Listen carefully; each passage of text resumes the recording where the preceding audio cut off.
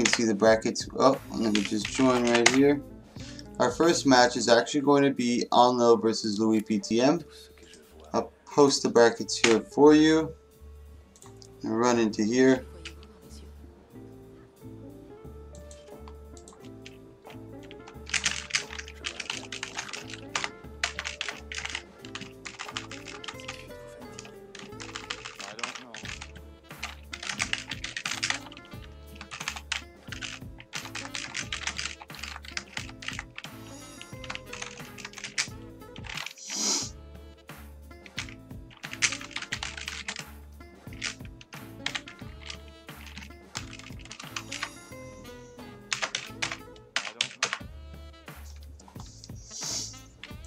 So here we go, guys. We're going to start the first match. Now, like I said, this is the first round, so bear with me on this. We already got Louis PTM coming in. I did roster check on Lil. I know he's here, so I'm going to give him a minute just to get his bearings. He's in here somewhere. I just want to go searching. I'm going to give him a minute.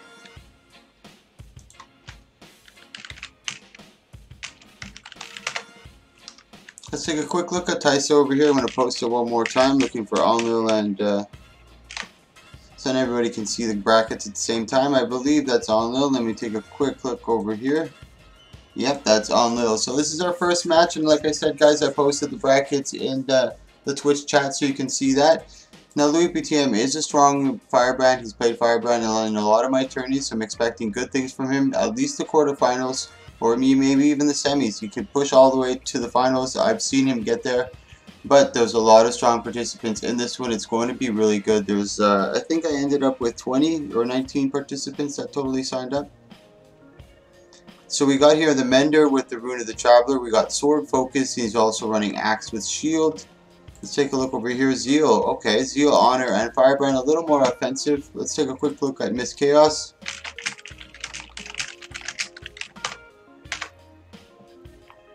Sorry guys, I'm just responding to some last PMs because there's people who come in and they already know the password, and then when I start the tourney they're like, oh, I'm not in. I'm like, well, you never signed up.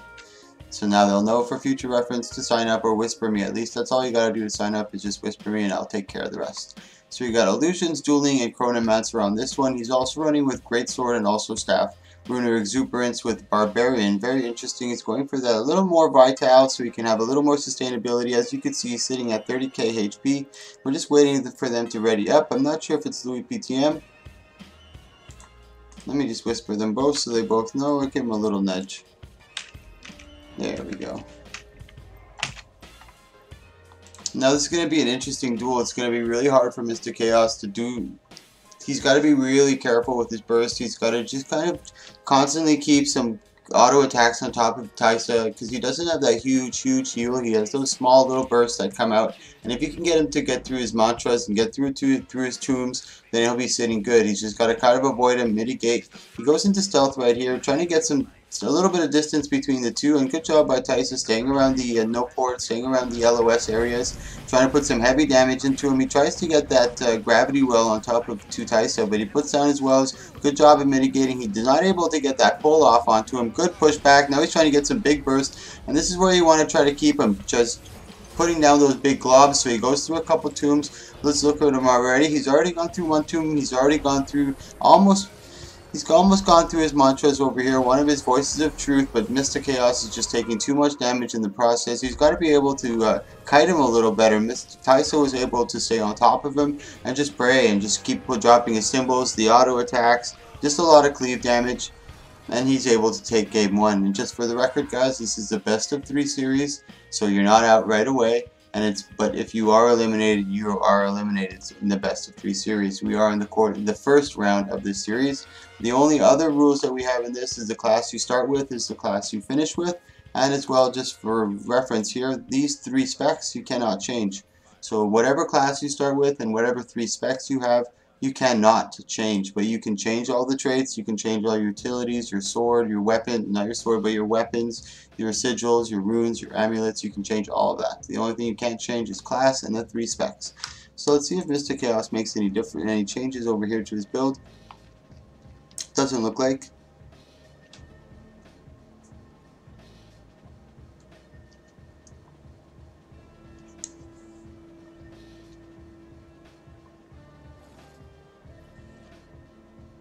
My cute troll. I don't really pay attention too much to map chat because if I do, it just gets hectic. People are asking for this, people are asking for that. So I'm just like, you know what? You guys do your thing.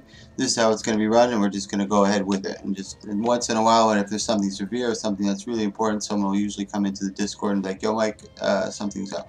And they'll let me know. So if it's not severe and no one comes in the Discord, I'm not too worried about it. So he goes back into stealth, which is a good job, and you can see he's probably still got Aegis up, so he's got it before he does any burst. There you go, he's going for the auto attacks just to try to remove the Aegis. Then he can kind of soften him up a little more. He's got to keep the distance. He's backpedaling a bit. He gets caught in that big pull. Nice damage by he's trying to get the damage down, but that was a good invade by Miss Chaos, getting him the gravity as well. And now big damage coming out. And Tyson was able to mitigate a lot of that. He was able, maybe if he got him on the push a little earlier, then opened up on the greatsword. But right here, Mr. Chaos has got to be very wary of running in or backpedaling over there. He's taking a lot of damage and not building a lot of distance, so it's easy for Tyson to close the gap, especially when he's running forward towards him. So that first match is over, and the next one is going to be Jasher versus Rainy. Or no, Rain. Jasher versus Rain. That's Louis PTM that moves forward.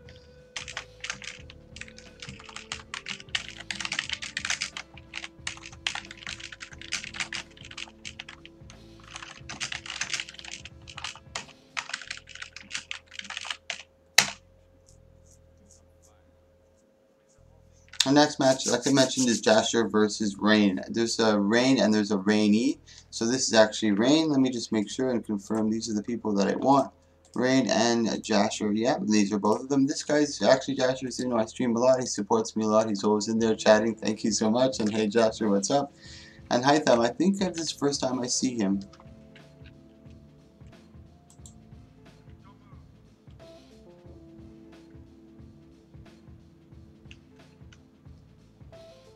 Sorry guys.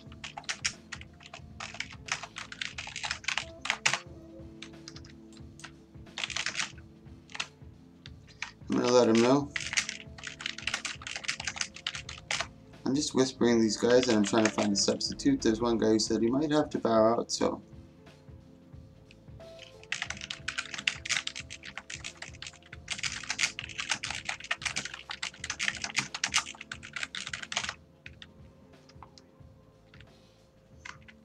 Let me see if I can do something around that.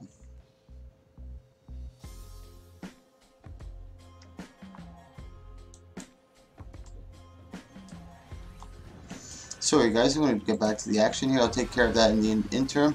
Now Joshua with a good port, trying to get away. This is going to be a really good fight actually. What do we have here? Joshua is running the Mirage, and he's running the really heavy DPS Mesmer. Sorry guys, I'm really new to Twitch streaming, so there's certain things I don't like Mesmers, and I don't play Mesmers too often, but there are certain key moves that I do know, and Joshua right there putting down, I'm not sure, I don't believe he's Condi at all. Let me take a look. Oh, he is Condi, my bad. Doing a good job of there, keeping the Condi down on top of him, who was able to get that damage. This is a best of 3.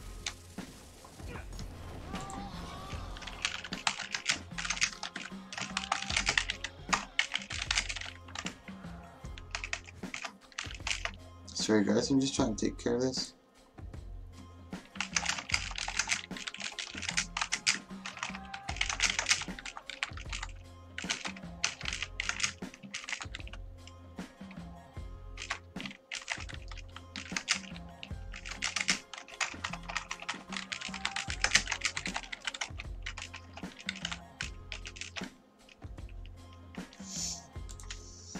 Okay, let's take a quick look at this build here, guys. They haven't engaged yet. They haven't readied up. He is running the Condi. Rune of the Traveler is running with Staff, Axe, and Torch. Over here he's got the Dueling with the Chaos and Mirage. And as I mentioned, they got rid of a Chaotic Interruption, which is no longer available. As you can see, disabled.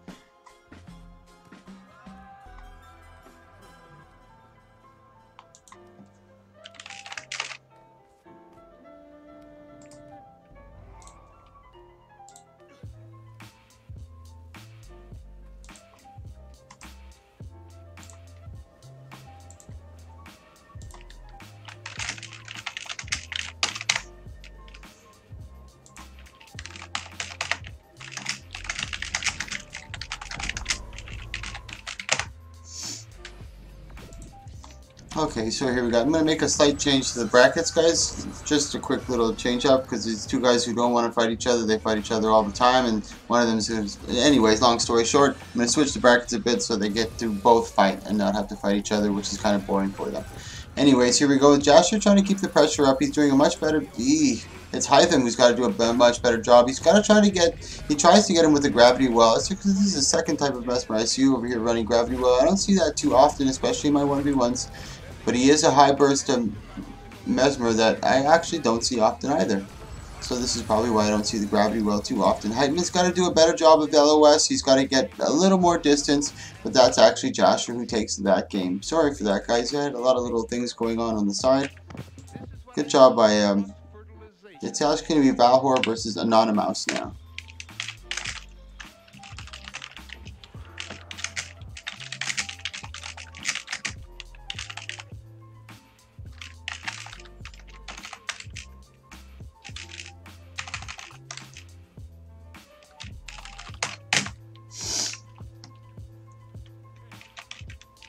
So if you actually look at the brackets, guys, really quick, you'll see Anonymous and Misfire, the next ones that are coming up. I'm actually switching that around. It's going to be Anonymous and Valhor that are going to be fighting.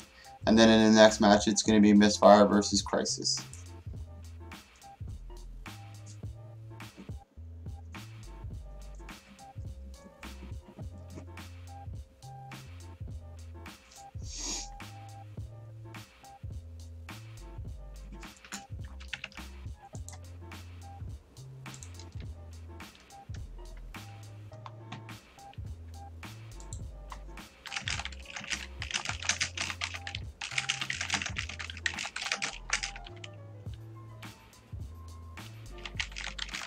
Okay, I'm just waiting for Anonymous. I'm going to give him a minute or two.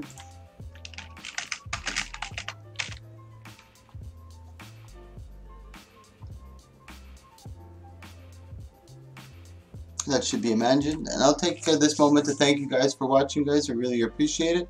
And I'll go...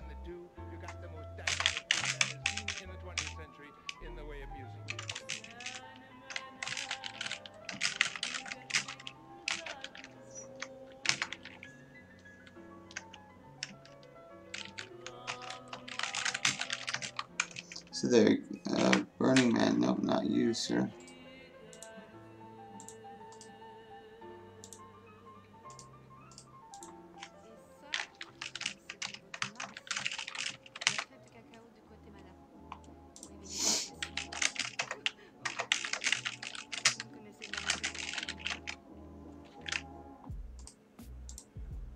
Hold on, Burning Man, don't enter just yet. We're waiting for Anonymous to enter.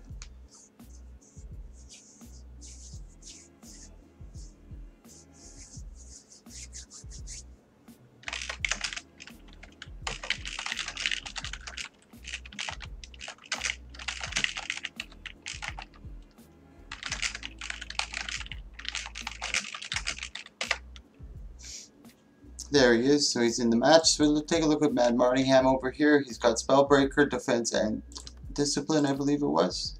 No, Defense and Strength, excuse me. He's running with Dagger and Shield. He's running Greatsword, Loruna Leadership with Demolisher Amulet.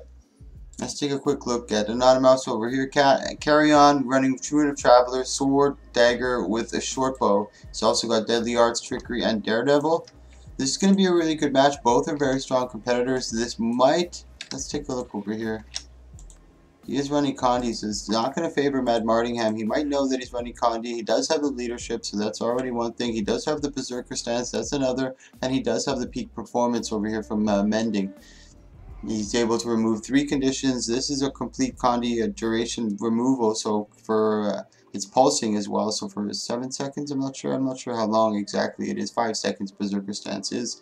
So he's got 5 seconds of resistance, which negates most of the Condi.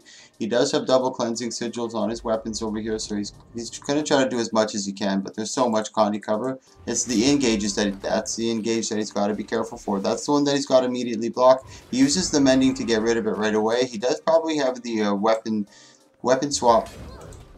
Let me take a quick look at that as well. No, he's not opting for the weapon swap, the Condi removal weapon swap trait line. He can't change it. He's kind of stuck in what he has. This is going to be a really tough fight for him. As you can see, he's just laying the Condi on top of him. The cleanses, the mending is a really quick cooldown, so maybe that'll help. When it gets to when it gets down to the map mechanic, it's not going to be so much. I think out of desperation, he's kind of using the rampage, but it does make Imagine use his the dagger storm, which is kind of what what's the intention of using rampage, trying to get him to use his cooldowns or his major utility moves, and he was successful in doing so. He also gets him the bull's charge, tries to get him with the shield bash.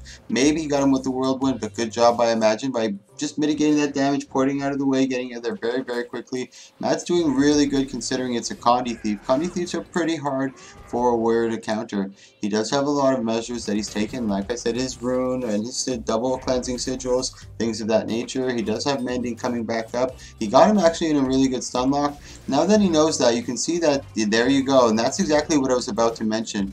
You can see that just before that engage, Mad Martingham got him in a lockdown and was popping him like 2 or 3, 4 or 5 shots in a row. And that's signifying to Mad Martingham, you know what, he's got nothing left. If he had anything, he would have backed out of that engagement. And he probably used his last cooldown to back out. And then Mad Martingham came in for the last one, got him with a big whirlwind, some big damage, and was able to get it down. Really impressive. Really impressive engagement from both of our opponents, and for the first round this is going really good.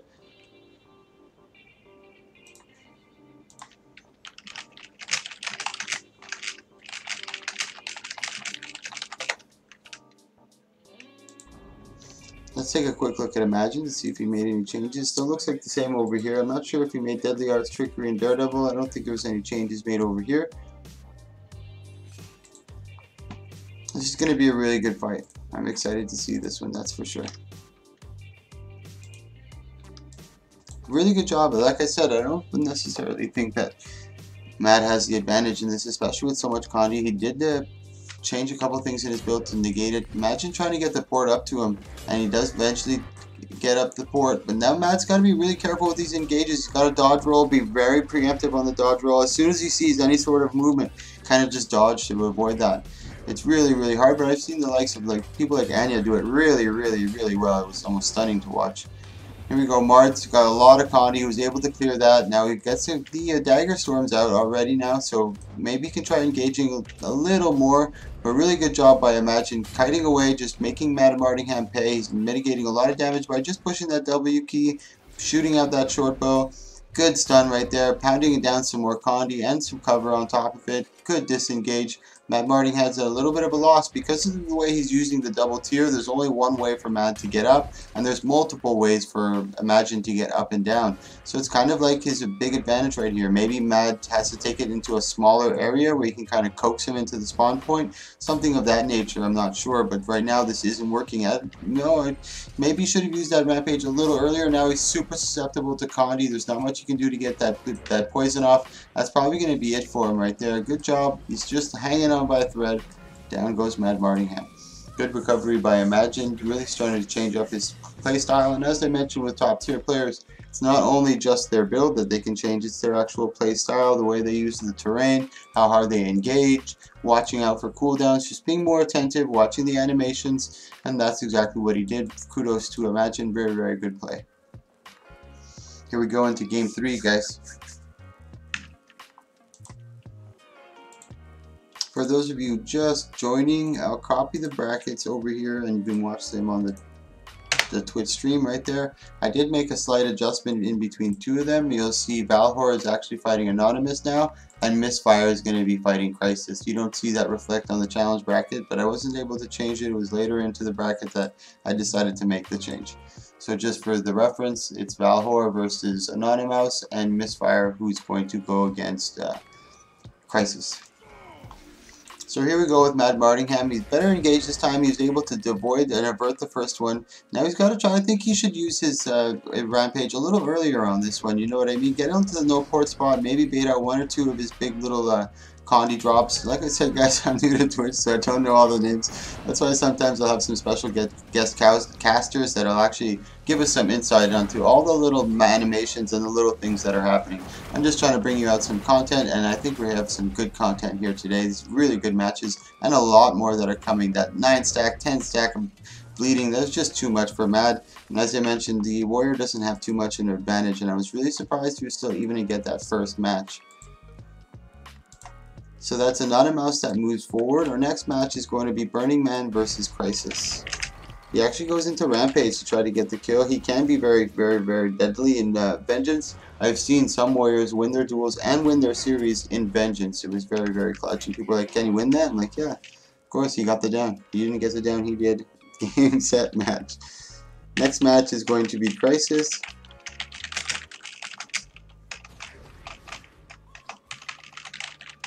versus Burning Man.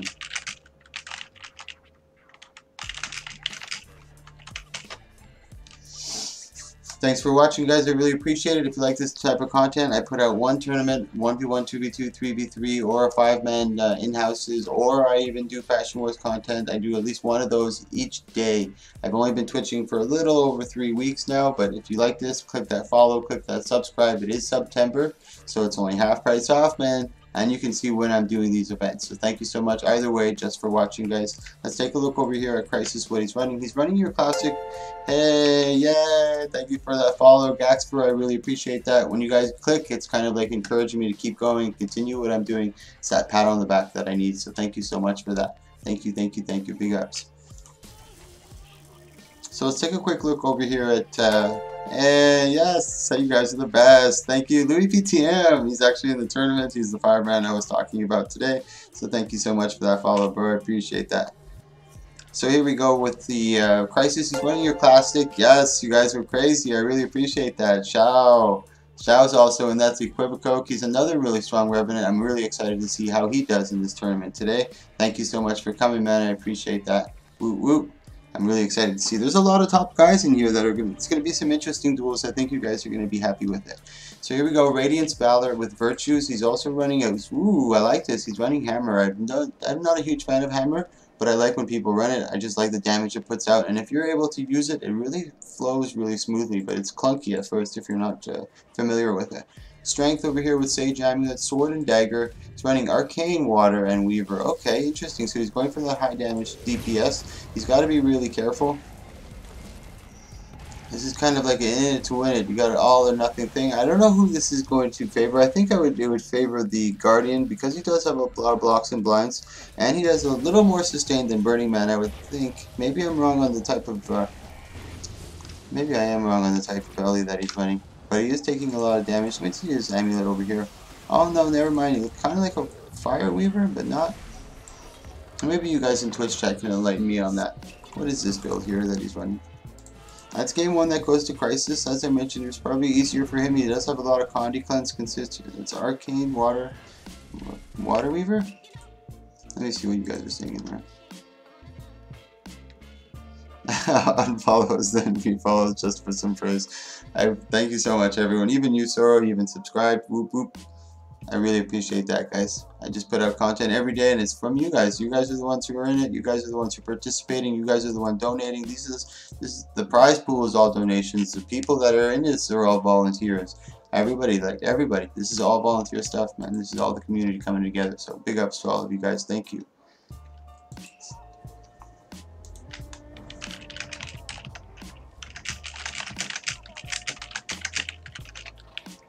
And now we're still in the first round, guys, and the way the challengebracket.com, it worked. It sent some people into the quarterfinals, per se, because of buys and just the way it has to match up until it gets to the end. But this is still going to be the first round. We're going to be in the first round for just a little bit. So far, we've had some really good matches. Burning Man's got to make a couple adjustments here. He's got to be able to watch out for the big engages, and he's got to stay out of the symbols as much as he can. He's trying to get some pressure down, but standing in those symbols is not one way to do it. It's passive damage that's coming his way, so he can't even really see it or block it. He's trying to watch out in the gate. There comes that big hammer damage we really got to watch out for. I really hope that Crisis, no offense to Burning, that Crisis takes this one so I can see the hammer in the next round. I do enjoy watching Hammer Guardians. Although I'm not a huge fan of using them, I do enjoy watching them. Good stun over there by Burning Man. That was his window of opportunity to take some damage, to put down some damage, but smartly Crisis went into renewed focus to mitigate a lot of that and actually gets the down. So that's actually Crisis moving forward into the next round, guys. Our next match is going to be Asphyxia versus Sienna.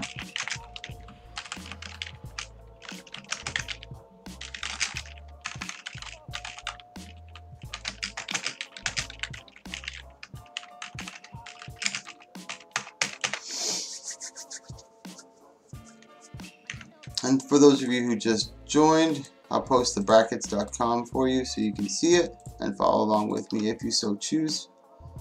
We're still in the first round, and we're going to be in the first round for a while. As you can see, the third round is where we start our quarterfinals, semifinals, first round. But so far, usually in the first round, there's always a couple stumbles, people that aren't here, people that might not show up. Hey, Floki Menace, thank you so much for the donation. I really appreciate that, man. Thank you, thank you, thank you.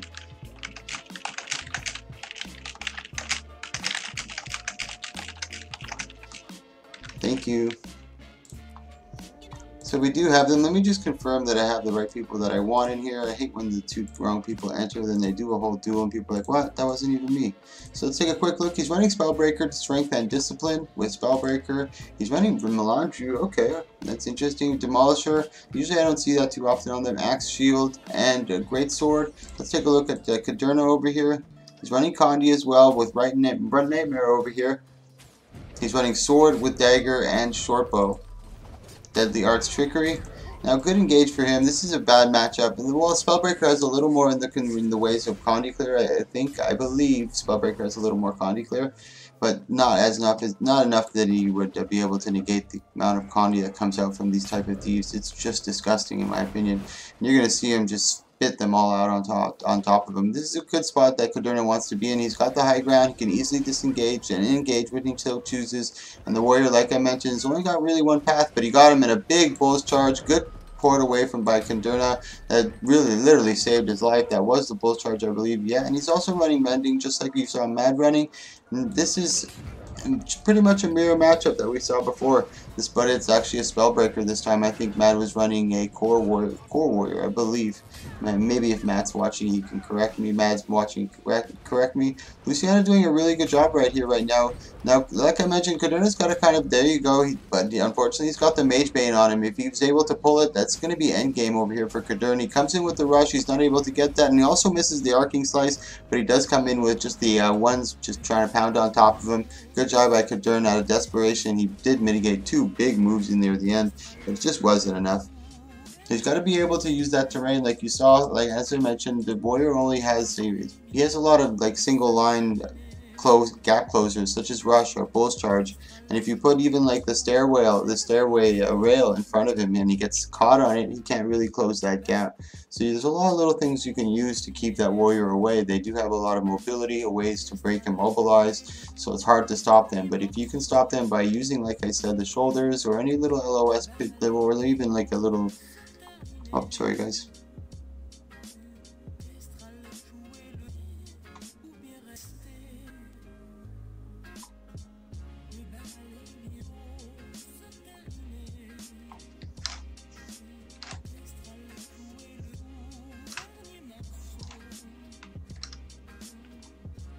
I can't really take care of that at the moment, sir. I'm sorry. So you see me all confused over here. But it's whispers that I get, so I'm trying to like shoutcast at the same time and keep the same flow, but at the same time there's certain things that come up that I must at least address.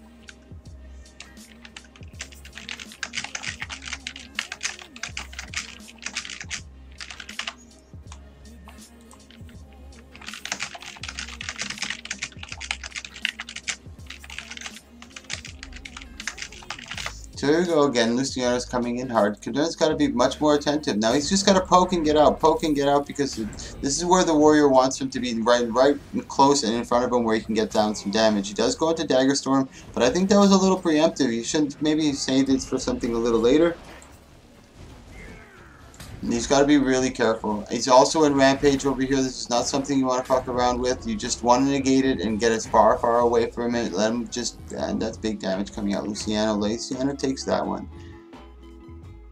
Luciana. Let me just make sure who that is. Luciana is actually Asphyxia.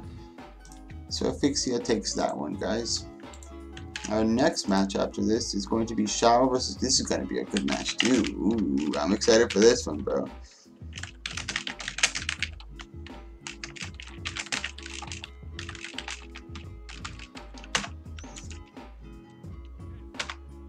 Here we have Shao versus Control Freak, so that's Equivoke, as I was talking about before. And here's Koei Koto. Both really talented players, and I'm very interested to see what they're going to bring out to the table. Let's take a look over here. He's actually running Corruption with Invocation and Herald, and he's got Sage Amulet over here with Rune of the Tempest. He always has a little bit of a different build, and I appreciate that, and I like watching that. To me, it looks a little different. I don't know about you guys, but to me it does. Mace, and he's also running Shield and Sword with Axe. Let's take a quick look at Okoeo Koto over here really quick. He's running with Dagger, Shield, and Greatsword. I think Mad Marty was running, or the guy just before was running with Axe, I believe, and he's running over here with Dagger now. So he's got a whole rack over here with Demolisher. He's running Strength, Discipline with Spellbreaker. So here we go on the engage. Let's see how Equivoke does this. He's standing on the no port, so he's trying to mitigate any type of hard engage that Equivoke's trying to bring onto him. I think they just kind of feel each other out. I think for the advantage on sustain, I don't know about it. He does only have his Glint heal. This Kuwait is running his, yeah, he is running Signet, so he does have a lot of regen and a lot of sustain, so he's just got to kite a bit, use his shield to mitigate some damage so he can catch up. He does go into Rampage a little pretty early. Maybe this is just to try to get Equivoke to use a lot of his cooldowns, which he did use his little barrier on that side. If any of you guys know what that barrier is called from Revenant, let me know, type it in chat. I'm trying to learn all the names here. I just learned Twist of Fate yesterday from Ellie. I'm really new to Twitching, guys, only about 3 weeks, but I try my hardest. I'm just trying to bring you some content. So here we go, Equivoke. Trying to get some damage down onto Koei. I think this might be the first match that we're going to go into the map mechanic, and you guys are actually going to be able to see it. Let me just back out. Ooh, good damage coming out from Koei. This is a very tough spot for Equivoke to be in. I don't know if he has his heal or what type of heal he's using, but he's really low in health. He tries to get the Glint Elite off. It doesn't work. He's trying to go into full invuln. Oh lord, he tries to glint the leg again, but Kuwait's able to put down the heavy pressure onto him and gets the damage. Oof, that was a tough match.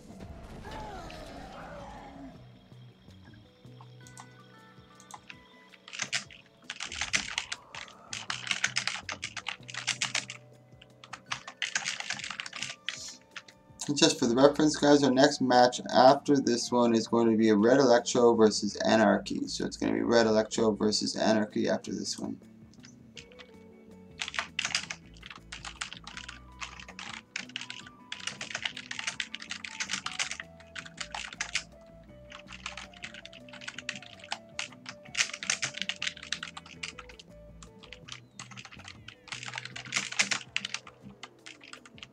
So far for the first round, it's going very, very, very, very smooth. And like I said, I think that's just a testament to me doing them every single day and people seeing them often enough, and they kind of know what I'm doing and they've seen it before or kind of heard of what I do before, so they just kind of go with it. They know exactly how it functions, and it's just flowing really nice. And like I said, I don't say anything or don't police the map chat in any way, and they just go off and say whatever they want. So it's also nice for them, you know, they can just kind of continue as if nothing has ever happened, but they're watching a 1v1 at the same time. That's kind of being structured and organized.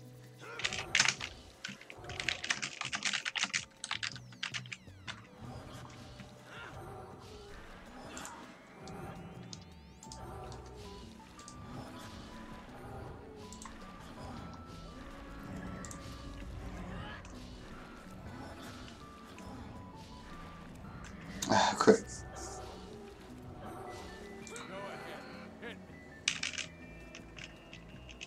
Sorry guys, like I said, there's a lot of little things that I have to do during these, so I always get a little distracted, but I appreciate you guys sticking with it and watching it. So here we go, Equivoke. Now, good job. What is this?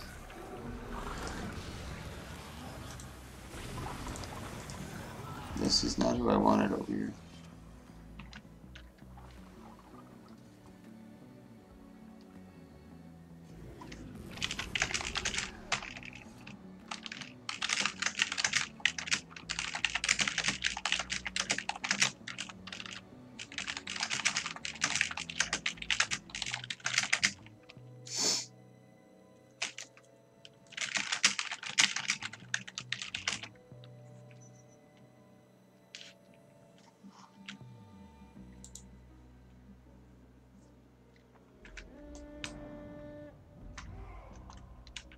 So here we go, guys. This is another good match. I'm expecting this one to be a good one.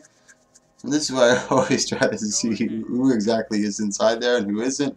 So there's a little bit of that coming through. I have to make sure, and it wasn't the right guy. And I didn't want the match to go through and people would be like, what's going on? So here we go into game 2. This is still the first round, and as I mentioned, the first round is always a little stumbly, and these are the kind of things that happen in the first round. I didn't expect it to go flawlessly. There is a little bump right there. So, but hopefully there's no more as we continue. As I mentioned, we're almost through the first round. So they're trying to engage right now, but nobody's really getting anybody. They're just trying to get them to use their cooldowns, bait them into a couple of, like as you saw the Glint Elite right there. He tries to shield bash, and then he's able to bait him into using his invuln right there. And then as I mentioned, there's no exchange. It's just kind of trying to get one to use his cooldown before the other, so then he can actually get some damage down. So he's got to peel through all those layers and then able to get it. And right now we're about to get there, where they're both kind of running slightly low on cooldowns and utility between their weapons. So you can see Quivercoke is already getting the worst of the brunt of the exchange. He gets him with a nice Mage Bane, the Arcing Slice as well, tries the Trailblaze on top of it, then he gets him with the Breaching Strike on top of it. Oof. He does have the Shield Bash as well, ready for use. He doesn't choose to use it. He goes for the Whirlwind, just starting to get that heavy damage. Perfect timing on the Rampage, in my opinion, right now. Now, Quivercoke doesn't have much left in the tank. He's trying to get away. I think he did pop. No. This is going to be really, really tough for him. And he's got the Mage Bane. He's trying to turn and burn right now just to counter pressure. Good job on the invuln right there, mitigating a lot of damage, creating a little bit more time for him to get his cooldowns down. And this might be the time that, this big damage coming down Kawhi. This is just too much pressure coming down on Quivercoke. He's trying to get out. Just trying to drop any AoE around him to try to intimidate Kawhi, not to come too close to him. Good job. It actually was able to work. He didn't get too close. Maybe he was waiting for his own cooldowns and a little bit of burst. But either way, that gave him enough sustain to be able to regain. And now he's able to be a little more aggressive and put the counter pressure on top of him. Good job by Kuwait mitigating all that. But now we're going to see the map mechanic. And as I mentioned, you're going to see an AoE effect come from here, and come from here. Eventually it's going to encroach onto the entire map and force the opponents all the way out to here. And there is no more healing involved as well. You cannot heal. So here comes the AoE from there, there's the AoE from there, and you're going to see here it comes from here. So it's eventually going to start to encroach right here. I don't know who's the advantage right now. I don't think it's going to go to Koei because he is running Rune of the Signet. That does give him a lot of regen, and without that passive regen, he's just not able to heal up as much as he likes to. And there you go, as you can see it, Quivercoke takes it down. Oh no! Oh, he actually got saved by the Mage Bane. Where is he going? Oh no. Oh no, he doesn't see the AoE effect. He actually ends up dying in it. That's very unfortunate for Quivercoke because now it's going to be Control Freak that moves forward in that. Ooh, that's very unfortunate. Very, very unfortunate. So now it's going to be Red Electro versus Anarchy. Sorry, Quivercoke, that is unfortunate. I'm just going to run to the map chat really quick to solicit, guys. I'm a terrible solicitor. I'm a thick-skinned self-promoter. I do it all the time. So bear with me, please. I hope you enjoy what you're watching so far. Click that follow or click that subscribe. It is September and it is half price and I'm looking for my goal. You guys helped me reach my last goal, which I was really stoked about. So let's see if we can reach this one. I'm going to get a little greedy and see if I can hit 2 sub goals in 1 month. And maybe you guys can help me do it.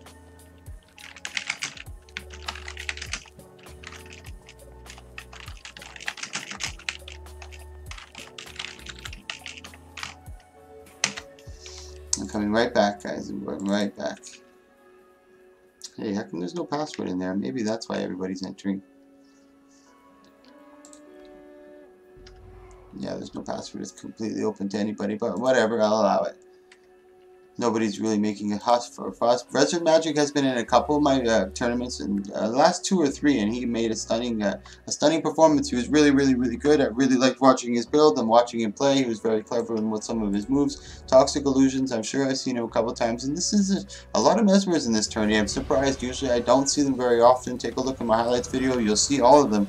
And usually there's not too many mesmers. I've already seen 3, but there are about 21 participants in this tournament, so it's bound to see more than usual. Because there's more than usual participants. It's usually anywhere between 18 and 14 people that show up. Here today is 21.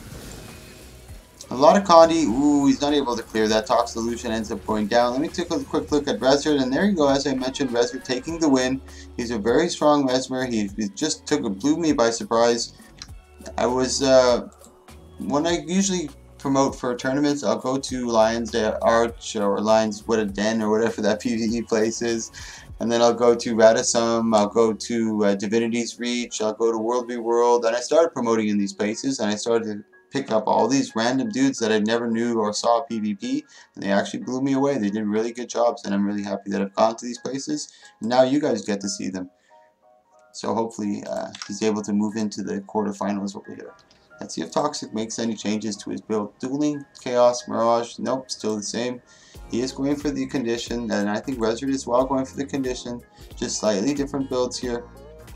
Well, more than slightly. Let me take a look here. That one's going Chaos, and one's going Illusions. Interesting. I don't have dual monitor, guys, so I don't always see the map chat. I'm going to read through them right after, guys, right after this match. If I have a second, I'll read through it. So here we go, Resard again. Now this is just going to be a battle of who's going to use their evade first and who can counter better. He's standing right in the Chaos Storm. I'm not even sure whose Chaos Storm that is. There's just a lot going on with all this. Resard's getting the better of the exchanges right now. He's able to keep a lot of the Condis up, but now he's in trouble here. He's got the 23 stacks of bleeding, which with that many stacks can be very dangerous. As they start to reduce, not so much. Now he's got to get out of there. He's got to create a little bit of distance. He's low on cooldowns. He does have a lot of his invuln and his distortion available to him. Oof. Toxic doing a really good job right now. He's really adjusted to his opponent. He's not making the same mistakes. He didn't get caught in the big damage, but now Resard is a little too low to do some. Now he's trying to go up for the big torment stacks, which he does manage to get on illusions. He does clear them before it gets a little too aggressive. Oof, this is a really tight fight so far. Really, really, really good. Condi Mesmer versus Condi Mesmer. Here we go. Slightly different builds. One Chaos, one Illusion. And that's actually Toxic Illusion who gets it. I think this is our second or third, correct me if I'm wrong, but I think this is our second or third round match in our first round. This is actually really good. And the first round match is just kind of weeding out the people and trying to see how you don't usually get best of threes all the time, but this is our second or third best of three in the first round. That's good, a really, really, really good sign, and that's of things to come into the quarterfinals. So I'm really excited to see. For those of you who just may have joined me in this, I'm going to post the challengebracket.com into the stream chat so you guys can see that at the same time.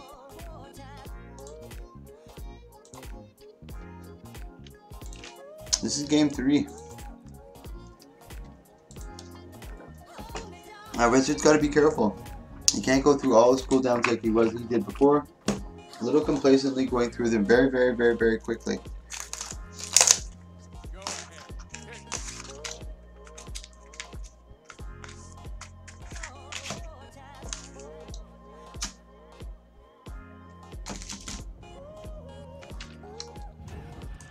Goes into stealth immediately. Maybe he can get the jump. He jumps to Chaos Storm. They both double Chaos Storm. They both hide into their Chaos Storms, exactly mimicking each other. So it's pretty good play. They know their combos. They know what to do. They know how to open. So they're both playing it really good.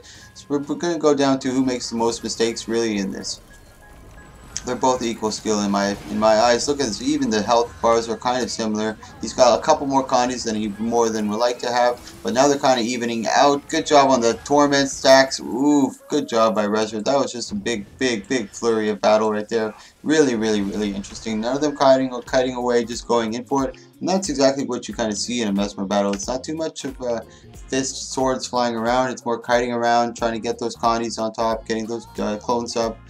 But really good job. That was Resard that moves forward. Our next match after this, guys, is going to be ABC versus Sin. Another really good match coming up. That was 2-1. And I also noticed that when I don't put in the right numbers in the challenge bracket, people don't like it. They want to know that they won their one match. I didn't really think it made significance and people really looked at the challengebracket.com afterwards, but they do, and they really want it to be changed. So I'm going to be very vigilant and make sure I get the 2-1 series. So right now we have next match.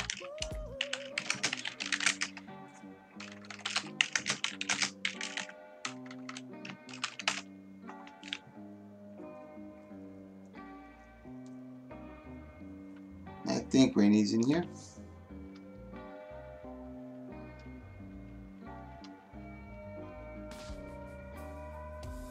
There she is. Really strong, really strong. Hasn't been in my tourneys recently, but has done a lot of them inside the guild. Really strong Revenant. Really excited to see this person move on into the finals or into the semis. I usually don't see them finish before the semis, that's for sure. So ABC's definitely got his work cut out for him, especially as a Guardian. Revenants are kind of tricky to fight. You got to be very careful. You got to be able to mitigate a lot of their invulns. You got to watch out for their heal. Especially as a core guard. I didn't necessarily look at what he's running. He's actually running Zero. It looks like Fire or maybe Condi.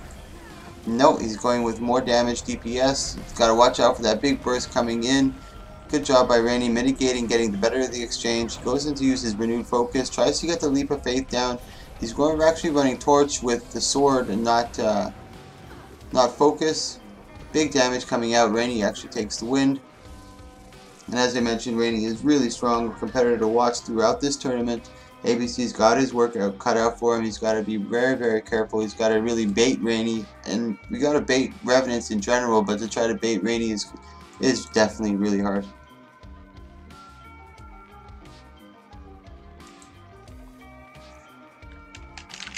And for those watching, if you look at the challengebracket.com, there's actually little numbers by each bracket. So you just follow the actual number that it goes by, and that's how the brackets go, because certain people got buys and certain people had to fight the first round. So it doesn't go exactly by order from you see top to bottom, it goes by the numbers, so it allows the people who fought in the first round to have a little bit of a rest before the other people start to fight.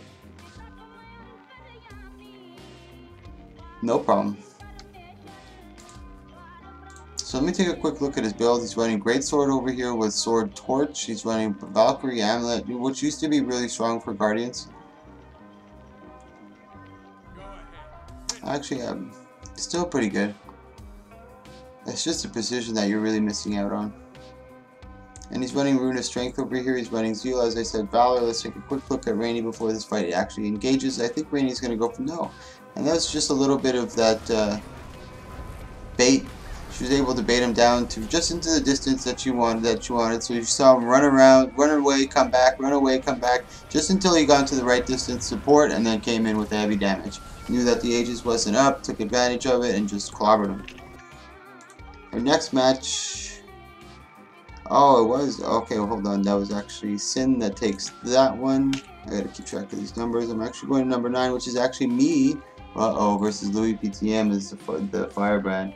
As a Guardian, I usually don't have a good advantage against Guardians or Firebrands. They're just too much to stay in, I don't have enough damage. But I'm going to go super big damage on this.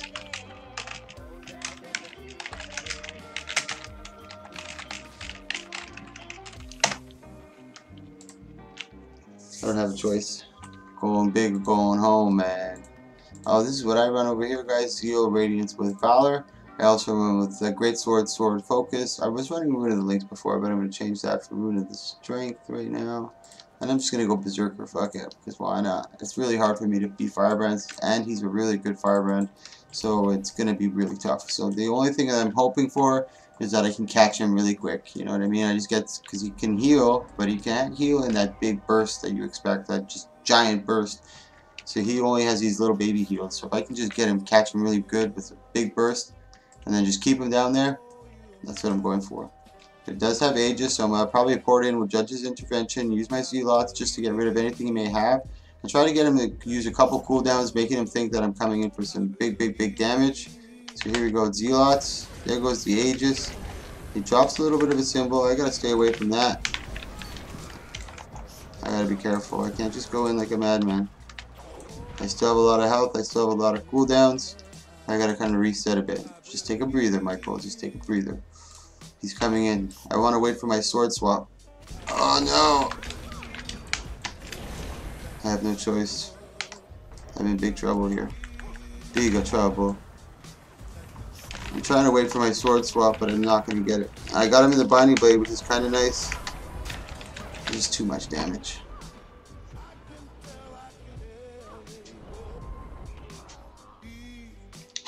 Bro, he has 11k HP. LOL. Yeah, because I went full. Let me try going a little more defensive. Try going Marauder. But like I said, going against Firebrand, I just don't have enough damage to get through all of his cooldowns before he's able to kill me. As soon as he gets through his, at least some of his tombs, if he gets through those, then I can kind of burst him down. But it just takes too long for me to do it solo. Let's try it again, but I'm going to go Marauder this time. Clown makes me laugh. Bro, has 11k HP. Reminding me of that girl that I was hearing today in that Discord. She was wild, bro. She was crazy. But I kind of like the girls like that. They were crazy chicks. I don't know why they call me. I don't know. I'm gonna go with not Rune of the Lynx. I think I'm gonna go with Rune of the Eagle. Rune of the Eagle. Where are you? Alright, let's try this. I'm just gonna try to be very. There's no way he's gonna stay on top of me, drop a bunch of symbols. I'm gonna have to try to run away, but if I run, I'm melee. He's just gonna destroy me as I'm running away. That's why I wanted to go to Berserk, just to try to dump the damage, but I missed on my opener. He got on the no port, and I was just dropped both my symbols on absolutely nothing. I'm gonna try to get him with a Ray of Judgment, but I gotta get that stupid Aegis off. And I don't want to waste Judge's intervention this time. There, he got my Aegis off, but I haven't gotten his. I have a stalemate over here. Come down from there, you. I gotta watch out. Double dodge is bad. Oh, I'm gonna try to get in the shield bash. Yes, I got him with the shield bash. That was huge.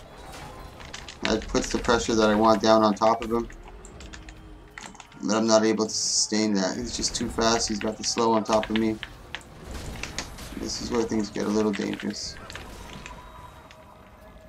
Yeah, very dangerous. Oh, good pull by Louis PTM, and that's it. There's just nothing I can do. He's just too much sustain, too much damage. And that's Louis PTM that takes it. Boo, Louis PTM, boo. No, he's a really good firebrand. Really, really good. He enters these a lot, so I'm happy to see him go forward. Our next match after this is Soro versus Jasher, guys. Soro versus Jasher.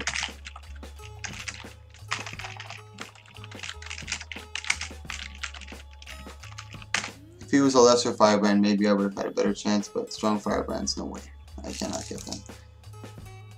So now we have Soro, there's Jasher, just waiting for Soro to enter now. Yeah, I know, he's here for sure. How come?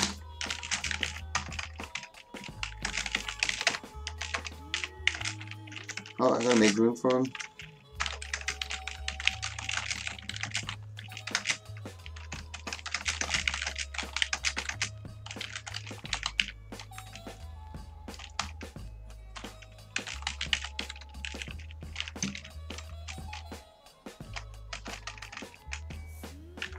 If you guys are spectating and you're inside the match, I would ask you to kindly leave from spectating inside the match just to allow Soro to enter. Oh, damn it, what did I just do? Yeah, just to allow Soro to enter.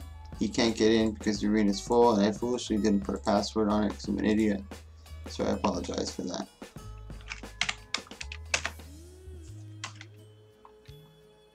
There's Soro, he's in. I like watching Soro, he's good. I like just watching Dead Eyes, period. Clown's here as well. I was hoping he would be participating, but he didn't. But they all like to come in and watch. You can see a bunch of those guys are all just in there watching him. Regurd, Zitterbat, Anya. Actually, Donnie's participating. We're going to see them a little later. Lawler's watching, Nios is watching, Clown's watching, Naru's watching. Just a couple people just, you know, this is content and it's something to do, something to watch. So I'm really happy that everybody comes out and they're actually enjoying it. And they're just sitting here chilling and, you know, as a community, as a group. Really cool. So here we go again. Soro Dragonfall. He's actually running with Marauder with Rune of the Scholar. He's running Trickery Shadow Arts with Deadeye. So quick, we saw Jasher in the first round. Did really good actually. Dueling Chaos and a Mirage. Soro's got to be really careful, and so is Jasher. He's got to be careful with his cooldowns. He only has so much, and Soro can be in stealth for a long duration of time. And that's exactly what you want to watch out for. He's got a lot of kite ability. He's got a lot of stealth, and Jasher just doesn't have as much of that in his utilities or his tool belt. So he's got to be very smart and conscious about how he uses them and where he goes. He's got to use a lot of LOS instead of utility. He's got to use maybe even the stairs, maybe even spawn point, just to try to get away and mitigate damage, or even try to bring him down into an area where he knows he's going to be and drop a lot of AoE or anything that he might. Right now, they're both kind of trying to reset him. Zoro's backing out. He's got to be careful for the Condi. I don't think he has too much Condi clear. I think he might be even ruining. Nope, he's going with Rune of the Scholar for the straight damage. Good job trying to pin down his opponent, and good job by Jasher. I think he was popping distortion on that. No, he didn't. I think it was decoy. I'm not entirely sure, guys. I'm not great with Mesmerist, and I'm very new to Twitch streaming and shoutcasting. I'm still learning. I just learned Twist of Fate yesterday from Ellie. I forgot. I just kept calling it the twisty thing. Good job by using the no port spot by Zoro, trying to get some heavy damage and using the terrain. Knowing that Jasher has to come up there, Jasher could have ported, but then again they'd be using another utility, another evasive ability that he could be using to get out, just to get away from damage. So terrain does make puts on a lot of pressure, not only on damage wise on your health bar, but on your utility bar. So you got to be really careful of where you go, where you step. But he's doing a good job right now, Jasher, keeping the pressure on to Zoro just with Condis themselves. He doesn't necessarily have to hit him a bunch of times. He just has to hit him a couple times to get those Condis, and then let them do their work because you can't really clear them. As you can see again, the Torment over here doing its work. Big damage coming up for Zoro, seeing his moment of opportunity, trying to go for it, backing up, but that's also a little bit of experience right there, not getting too excited, not getting too overzealous on the kill, and putting himself in a bad position he doesn't want to be in because Jasher can easily turn and burn. Good job actually finishing it. This one actually went to the full timer. Zoro's got to be careful, let the mist just do its work. That's game one, going to Zoro Dragonfall.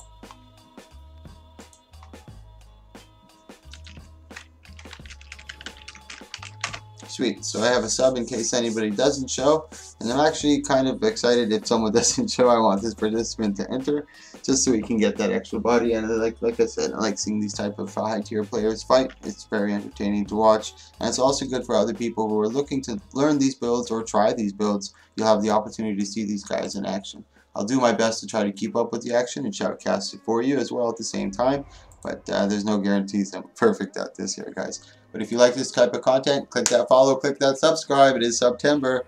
Woot woot. If not, thank you for watching, and just continue watching, guys. I brought this here for you. It's for us. It's by us. It's made by us.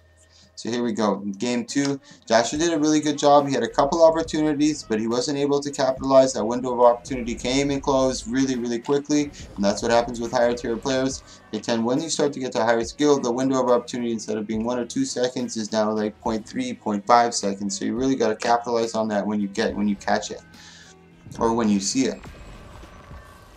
Right now, Zoro's just trying to be very kitey. Ooh, really good job getting the big stun onto Jasher. Jasher going back into stealth, trying to get away from him if he can. This is a good spot for him because Zoro can't really get to him, and if he does try to get to him, he's got to be really close and right above. Another big blast right to the face. He tries to port back, but it's just not enough. Down goes Jasher. Zoro actually moves forward. We got 2 more games in our first. This is our first round, actually. I'm really happy with this. Our first round is going very smooth. There's nobody that I've entered or roster checked that hasn't really showed. I did have to switch 1 or 2 people around, but that's about it. Now we have Detergent Hard versus Anonymous, I believe. Yeah, Detergent Hard, and he might be one of the people that doesn't show. I did see him in the tournament. He was in there.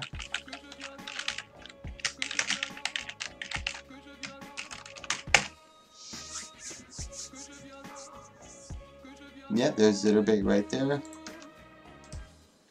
Let me just make sure it's the right person. Yeah, Detergent Hard. So yeah, he was. And this is a guy I've never seen in my tournament. And I like seeing these guys. I really enjoy getting guys that I haven't gotten inside my tournament before, because I get to see these new unsung heroes that maybe they're really beasties. Like Red Electro is really strong Mesmer that I've rarely seen the likes of. And I'm happy that he's coming to these because we get to see him now, and he's on full view over here. So this is Anonymous versus Zitterbart, and it's unfortunate for Zitterbart on this one. Hey, no problem, Loot Digger. Really appreciate it, man. I always get messages from people saying thank you for putting on this content. And I also get messages from people saying, you know what, I heard that you kept promoting for these things so many times that I'm finally going to do it. So I like seeing the community coming together and everybody appreciating it. Thank you so much, guys. I just got it, like I said, thanks you for streaming this tourney. You guys are very welcome, very appreciated. So Zitterdart's got his work cut out for him on this one. Imagines a very, very strong Condi Thief. So as I mentioned, this is his first match, so maybe this isn't the greatest person to be up against on your first match in one of these tournaments, but at least he's able to showcase his skills, and if he's able to put some pressure down, not necessarily kill him, but be able to put some heavy pressure and actually intimidate him a bit, I'll still be impressed. You got this, Zitterbait. I'm rooting for you. He still got his prime light beam. He tries to jump shot to get away. Now he's just got to be really careful about the engages. Now you can, at this area, he can kind of see when Imagine is going to come in for his engage and try to get that dodge. But that's really, really, really difficult to get. The timing's got to be almost perfect on it. But that's it. Quick work. Imagine taking through Zitterbait. But as I mentioned, Zitter, thank you for entering. This is still only game 1. You still have your chance to adjust. And as I mentioned, the rules for this tournament is you cannot change your class or the 3 spec lines you've chosen. So he's stuck with alchemy, tools, and hollow, but he can change all this. He can change all his weapons, he can change his sigils, he can change his runes, his amulet, all his utilities. He can change all that stuff if he so chooses. So there's a lot of room for opportunity, and there's a lot of room for adjustment. And like I also said, you can also change your playstyle, the way you engage, the areas you stand on. Standing on no port is obviously a huge advantage against this type of player.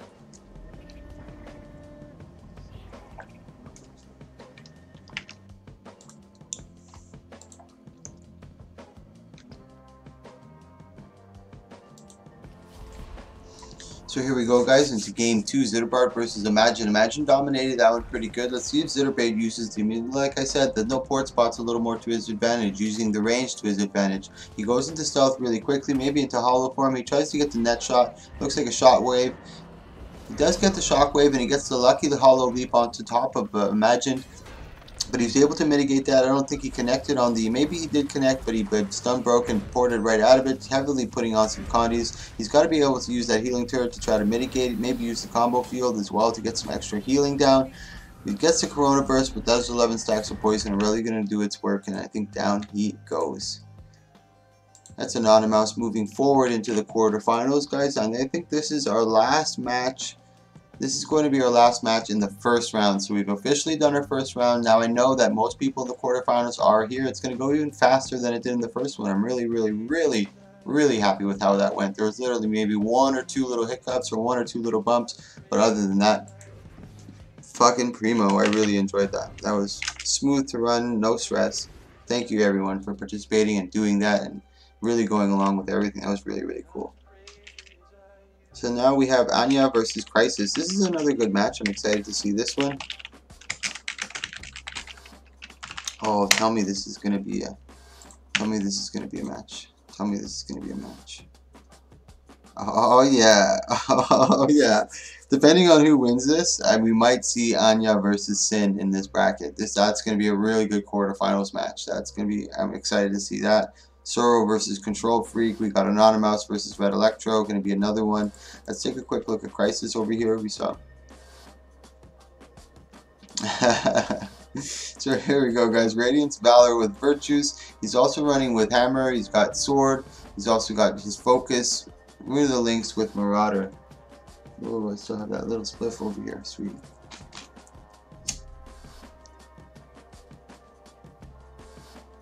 This is going to be their first match of the duo, and Anya is really fun to watch. I really enjoy his engages. He knows his opponents really well. He baits them really strong. Crisis has got his work cut out for him. He's really got to be attentive, really got to be super, super, super careful here. He is on your regular core guard, so he is a little more sustaining. He can sustain a lot more. He's got a lot more retail, so Anya's got to be a lot more attentive.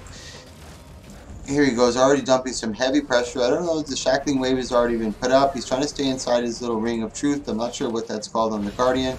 Let me take a quick look over there. But he's trying to get some good pressure. He tries to get the glint. It doesn't, it's no avail. I think he uses renewed focus on that. Not sure what that ring was. Not a bad job right now from Crisis. Anya getting the big glint elite on top of Crisis getting the down. This is our last match in the first round. Really good job. Kudos to everyone. Thank you so much for participating. Really, really, really good. We're about to start the quarterfinals after this series is over. Anya versus Crisis. Our first match after this match in the start of the quarterfinals is actually going to be Louis PTM versus Asphyxia. Both did strong performances. Louis PTM actually had to do 3 rounds or 2 rounds to get to here, and Asphyxia only did 1. So let's see if that makes a difference. But here we go, Anya versus Crisis. Let's take a quick look at Anya's build. He's got Rune of Lisa with Marauder Amulet, Sword with Staff. He's also running Invocation, Devastation, and Herald.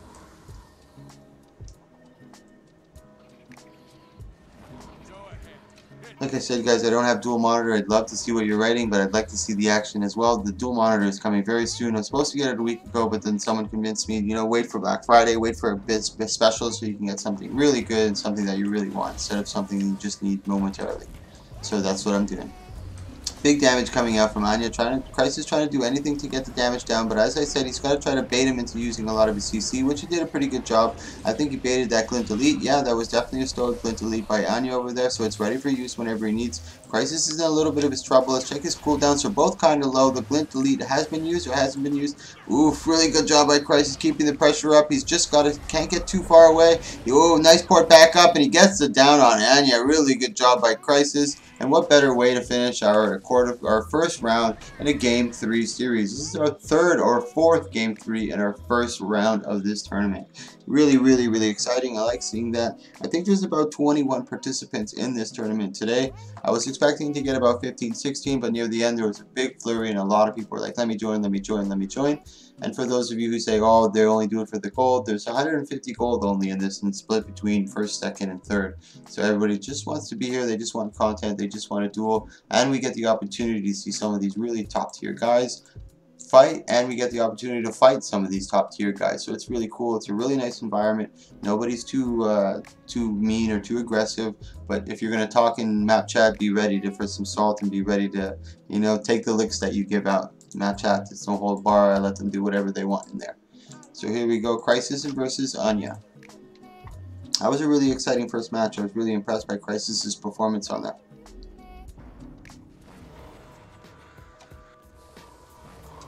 Here he goes in, and Anya coming in with the hard engage on Crisis. Now he's trying to bait out a little bit of those evades and invuls, and now he's got to be careful with how high he damages him. He's got to bait out that Glint Elite. Nice sustain. He took a lot of damage on that. Good Glint heal, coming right over with the Shackling Wave. Good combo by Anya, and seeing that he wasn't able to recover from that Glint Elite, and the fact that he was able to get it off, kind of tells him that, you know, maybe he doesn't have any cooldowns and going for the finish right here. That's exactly what he did. Spectacular fashion, really nice combos, just really opening up on him. So that was a 2-1 series. Good job by Crisis. I think this is the 1st or 2nd time he's entered one of my tourneys, but thank you so much for coming, man. That was a pleasure to watch. Our next match coming up is Louis PTM versus Asphyxia.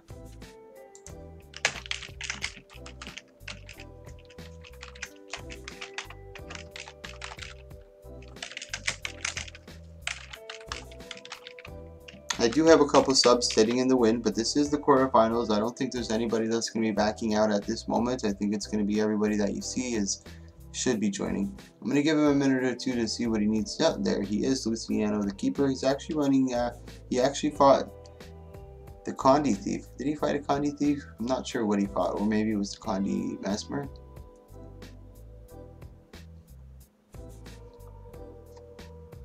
But as I mentioned, this is Louis PTM. He actually had, this is his 3rd round going into this competition. He was unfortunate he didn't get the bye like most people did. There was a couple people at the beginning of the tournament who actually had to do a couple extra rounds. For those of you in the Twitch who haven't seen the brackets and would like to see the brackets, I'll post them again for you.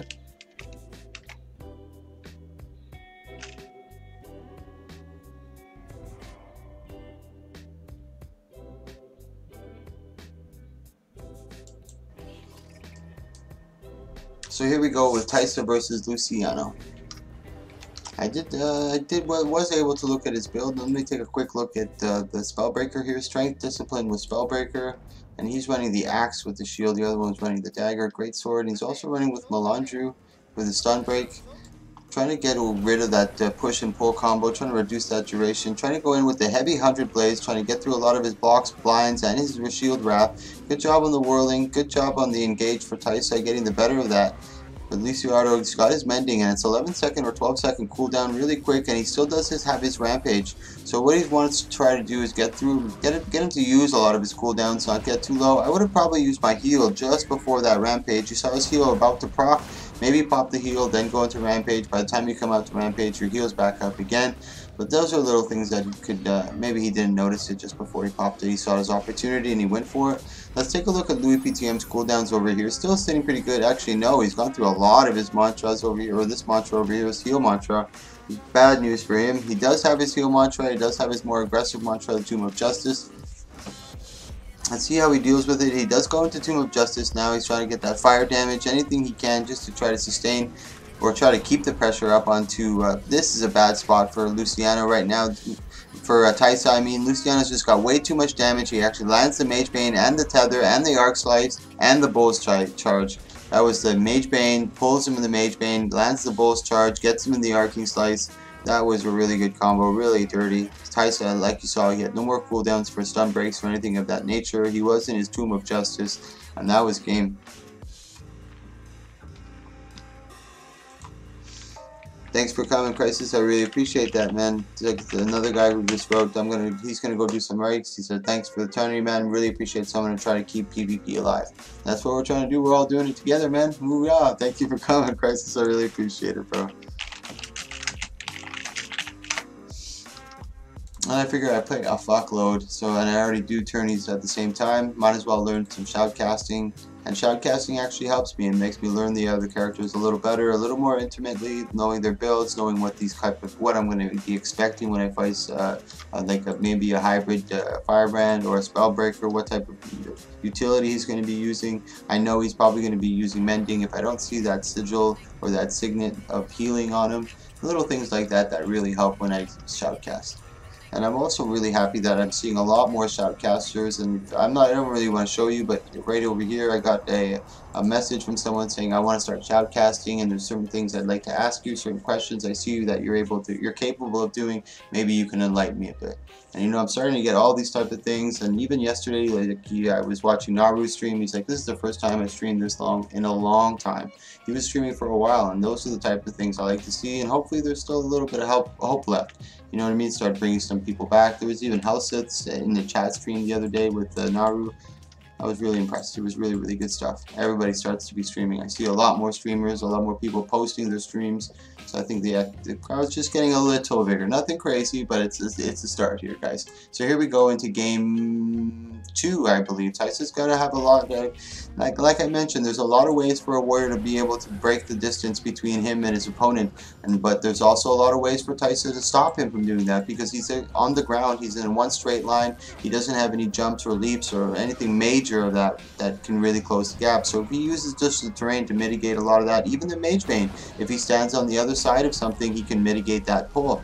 There's a lot of those things that he's got to take into consideration, especially on this map where it gives you the opportunity to use terrain. And terrain is usually what comes down to a victory, if who's be able to use it better. This is a really good push by Taisa right here. Luciano was a little too complacent standing inside that symbol. Taisa saw the opportunity, that little window like I mentioned, and opening up and putting down all his damage that he could, keeping some heavy pressure on Luciano. But that's the thing with the warriors, you got to be really careful, and you always got to stay on top of them. Even at little health, they can be very dangerous. Just dropping a stun, then an arcing slice, and then a whirling wrath or whirling wind, and there you go. That you got a bull's charge into an arcing slice into a big stun. I think he even used his no, he might have even used his bash. It was only 6 seconds, so maybe not. But good exchange between both of them. We only have about 40 seconds left into this map mechanic. I don't think it's going to benefit Taisa when it comes to the map mechanic. As you can see, Luciano is not running Signet. He does have Mending. It is on a 12-second cooldown, so in reality, it's almost the same thing as Mending. If he pops it every single time it comes on cooldown. So we'll see what happens. There's only 26 seconds left. He can get his healing 2 more times in, and he's got to keep... This is where the duel changes a little bit. And Luciano, oh, he even gets him before the map mechanic. But this is one of the things where the veterans of my tourney kind of have a little bit of an advantage, because they know about the... this is actually a 1-1 series right now, I believe. 1-1 series, first game in the quarterfinals. Really good shit. I really, really like seeing that. Already at game 3. Really good for you. The quality of matches and the quality of competitors speaks for itself in this one, guys.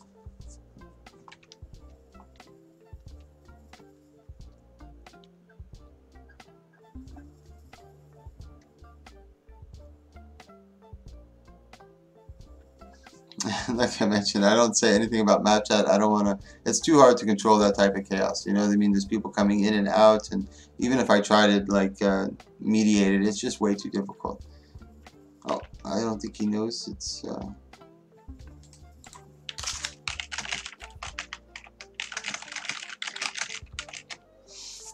I'm gonna let him know it's a best of 3 series. Maybe he thought he lost twice, but I'm pretty sure he won the first one, and that's why Tyson is ready to go. Okay, he is ready. Did I whisper the wrong person? That's interesting.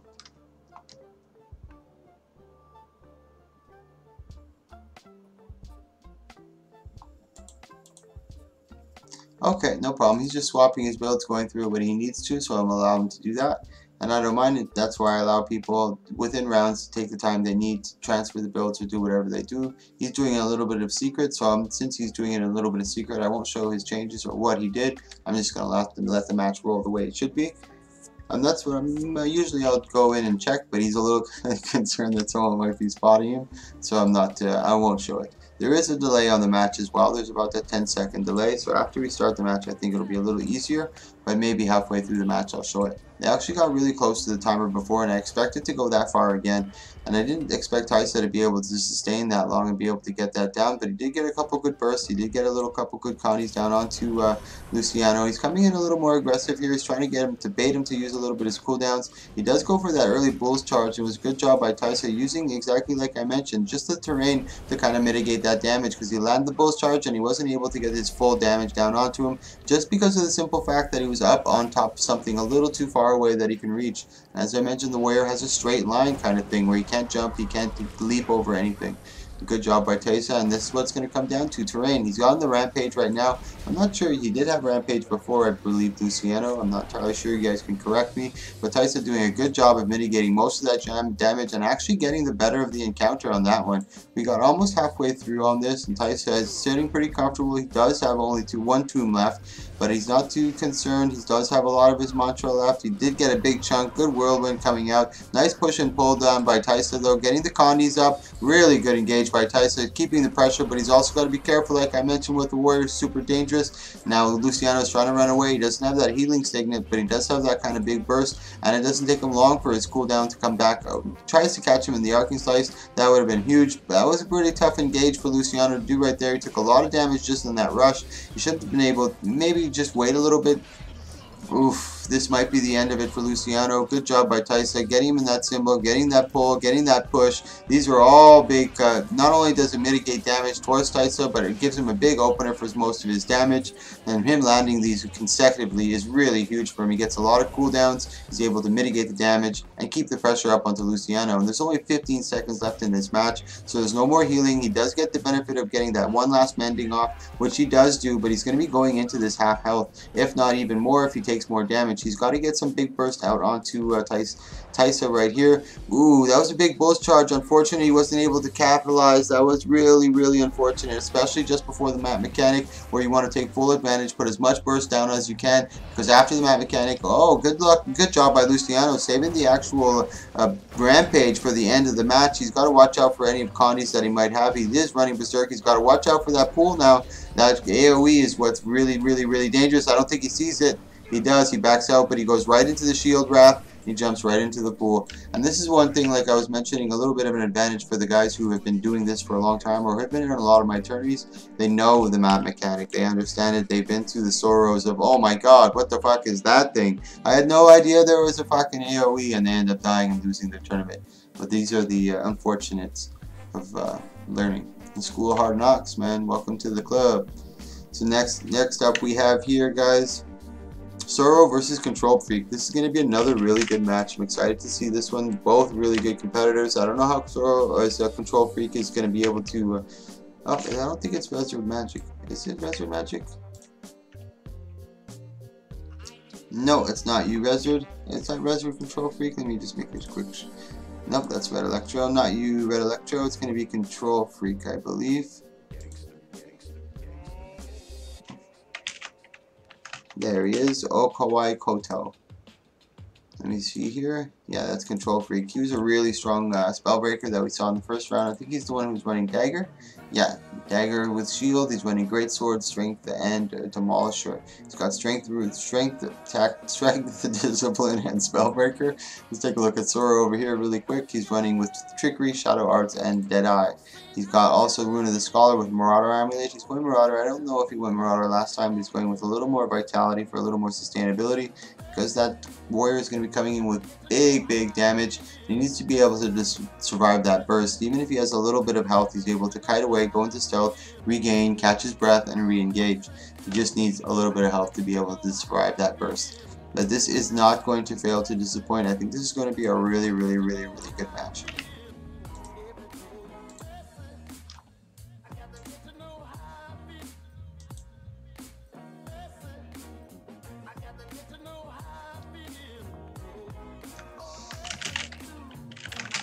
Sorry guys, I'm just answering a whisper right here really quick. Thank you so much for watching, by the way, guys. Take this time to no, I can't, no more. Kuwai's coming in doing a really good job, and that's exactly where he wants to be, on a no port spot using LOS. And there's all really good job by Kuwait trying to figure out where he is. Unfortunately, he doesn't have the reflect on shield. That would have been really huge. Especially against Zoro, if he goes in for the big burst, you can kind of just pop that shield right away and create that opener and be able to engage on him. Right now, it's going to be really hard for the warrior. He's got to be able to close that gap. Zoro knows how to be able to be very evasive, and he's got a lot of opportunity to do so. Maybe Kuwait can try to lure him into maybe the spawn point. He doesn't necessarily have to engage him. If he can draw him in, why not? You know what I mean? Who's to say he can't do that tactic? Although it won't be in his favor, because as soon as the map mechanic comes, he will be forced out of there by the spawn AoE effect. But so far, they're good exchange on both sides. Really good mitigation by Kuwait, keeping the pressure up onto Zoro. He's actually getting the better of the exchanges. Zoro does not have a chance to be able to put the pressure down onto Kuwait. He's doing a good job of reading where he might be and just going for it. Really good job of keeping the pressure, going to the no port spots, creating that LOS, getting around, you using the shoulder of the stairs. That's more good tactics, high tier play coming out by Kuwait, especially when you're trying to fight a Hollow Smith, especially of this caliber. Zoro is one of the better Hollows. You don't see many, if not. Like I said, he's one of the better ones that's out there. So it's a good play, and he's doing a really good job against him. Now the exchanges, now he's starting to catch him. He's running out of a little bit. Now he's able to stealth again. That was a good job again by Kuwait. Seeing a little moment of opportunity, he's able to see his opponent, and he's sticking him there. Good exchange and counter pressure by Zoro right there. Kuwait got a little complacent. He ran up top. Now he goes in for the rampage. Very unfortunate that he jumped off the edge of the step. That would have been huge. Zoro was able to back out, get out to the no port spot. Unfortunately, he was a little too close to the front. He actually hit him with that. Good job kiting away. Now Kuwait's in a little bit of trouble. He doesn't know where he is, but this is what Zoro has to do. Slowly dwindle down his opponent. He doesn't have any large heal. He just does have his sigil. I'm not sure where it doesn't look like his health is going up. Maybe he's already procced it. I'm not sure what's happening over there. But for me, his health doesn't seem to be going up, and I think it's supposed to be regenerating health. Oh, I'm such an idiot. The map mechanic has gotten involved in this, so there's no more healing that he can do. He gets him in the big arcing slice, and not the arcing slice, but the big whirlwind, and is able to get this really good fight. That was very good to watch. Zoro got really close to getting the down when Kuwait got a little complacent and was able to jump on, or fell onto the middle of the steps, and he got popped by Zoro in the big stun and the big burst. But it's not over yet. It's a best of 3 series, so I'm really interested to see how Zoro adjusts. I don't think he's going to make too many changes to his build per se, but maybe to his playstyle, maybe even to his little bit of quickness, so he can get around a little quicker or create the distance a little faster, so he can set up, shoot the burst, and then maybe move a little faster away so he can actually create it, because it looked like Kawhi was able to close those gaps really fast. So he wasn't even able to kneel down and get his damage down, or even turn and burn if he really wanted to. It was just really heavy pressure. Good job by Kawhi. The best offense sometimes, or the best defense sometimes, is a good offense, and that's what we saw right here, right now. Let's see how they adjust now. I'm going to take a look at Zoro to see if he made any changes to his build. I doubt it. No, he's still looking like the same. The agility and the annulment, maybe to get rid of that stability and get ready and pre-up for his stun and go for his big burst. It is on his offhand weapons, which is not his main, so maybe he does the annulment, switches over. No, he can't. Never mind. He'd have a 9-second cooldown on it. Koi going, once again, being really smart. He's trying to open up on him, but he can't. He's got the big block and does, unfortunately, like I mentioned, doesn't have the reflect. That would have been huge. But he did a really good job in the first match. Unfortunately, I don't think he wanted to go that way with the whirlwind, to be honest. I think he maybe wanted to go towards the end of the rail. Now Soro's got to be really careful. As you can see, he's just swinging. And he knows roughly where he might be. The both charge, that was really weird. But it's ended up connecting. Good job by Soro, seeing a little bit of a moment of opportunity, taking it. Now he's got to be careful. Now it's just about that dwindle game. He's just got to slowly pick at him, make sure that he doesn't regen too much over through it. So again, he's trying to get some big damage down. He's got to be careful with that engage. This is where it's dangerous. That was really, that literally could have been life and death for him right there. He's trying to turn around and burn on him. He goes to the rampage. Ooh, the rock, literally, if that was in real life, he would have felt the wind of that rock going past his face. That was incredible. Holy moly. Good job of mitigating a lot of damage, but with the warrior, doesn't take much. He's got to be super careful. He's going to no port. That's really high risk. Good midi. Oh, God. He's playing with fire right here. Komodo, this is a good... Now he gets him in the burn. He's able to get it. Is he so close? Oh, my God. Here we go. Another game 3. I believe this is another game 3. Let me just take a look to verify. Yeah. Another game 3 in the quarterfinals. This is bound to be epic. And the last game in our quarterfinals is going to be a monster of a game. I'm really excited to see that one. Really excited to see the last one. So here we go, game 3, Soro versus Kawhi. That was proved to be really good. Soro made some really risky moves, but no risk, no reward in my book, and he went for it and he got the reward. Really good job by Soro on that one. Kawhi's got to be a little more wily. He's got to be a little more aggressive. He's already being as aggressive as he possibly can. He's trying to keep up the pressure. Soro's always in stealth here. So what you're seeing from Kodo is a lot of just preemptive moves. He's just trying to be like, okay, I saw him port over here. The only real way he can go where he can try to get the damage back on me is this area. I'm going to try to whirlwind over here. And most of the time he does get him. He's getting some really good connects, keeping the pressure up onto Soro, making him really keep him honest. He's not allowing him just to go wherever he wants and casually walk around the map and do whatever he says. So this is a really good match so far.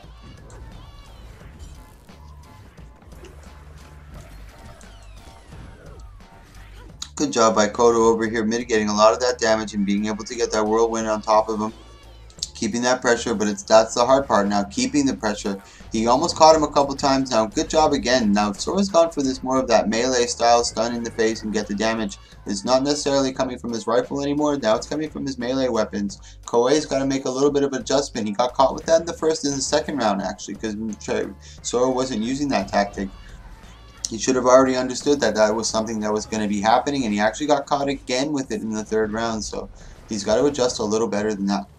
Soro trying to get away now, trying to turn over. Good job by Koei. I like saying Koei for some reason. Oh, Koei.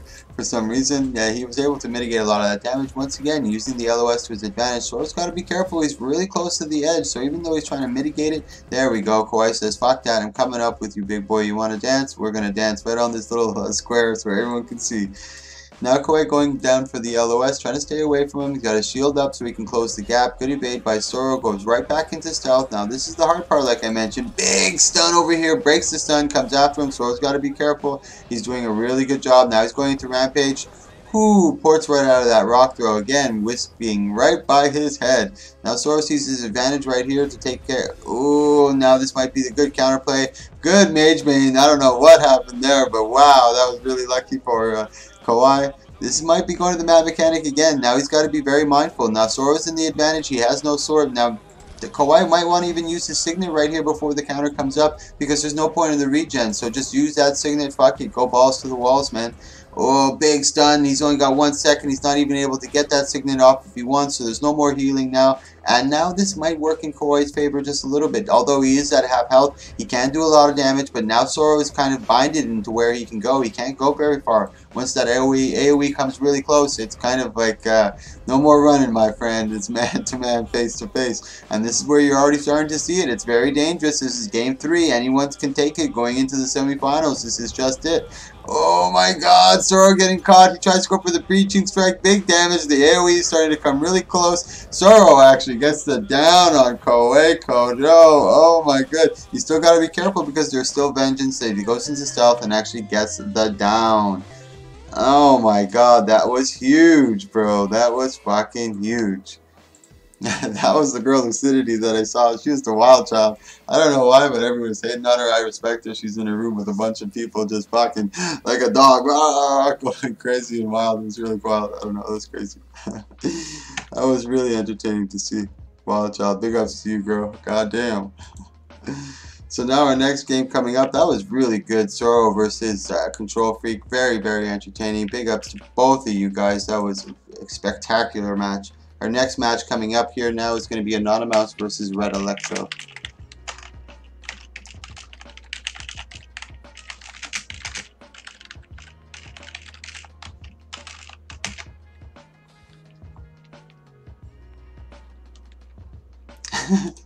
Yeah, I don't mess around with, like I said, guys, I don't mess around with map chat, so I don't really care. I don't police it. I don't even look at it, but sometimes I'll look at it for the laughs and the entertainment. You know what I mean? I'm not going to police it. I'm not. If it gets really out of hand and someone is really being a bastard, or not a bastard, but you know what I mean, being a real big jerk, I'm obviously going to ban them and get rid of them, but nothing crazy.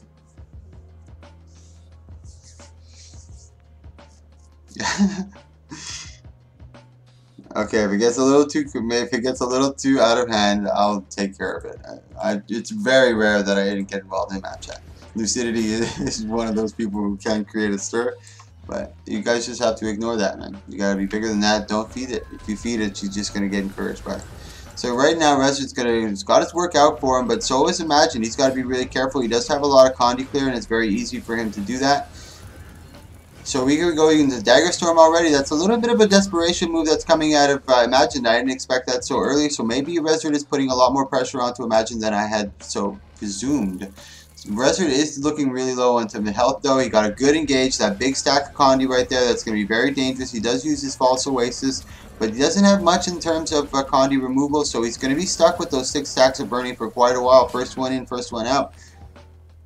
Our first one in, last one out, so he's kind of stuck with it. And there you go. Imagine actually takes it. Maybe I was a little false in my my speaking, but as I mentioned as well, Rezzard is a very good Mesmer, but Anonymous right here is our second ranked PvP player in the game right now. He knows what he's doing, and when crunch time comes down and push comes to shove, he really usually ends up out on top. He knows the mechanics very, very, very well, so once he really settles down and starts to focus, he can really pick apart his opponent if he so chooses. So Rezzard's really got to bring his A game. He really can't be complacent here. He's got to make everything count. He's got to notice a lot. And his little windows of opportunities, he's got to take advantage of every single one. You can do this, boy. I got you.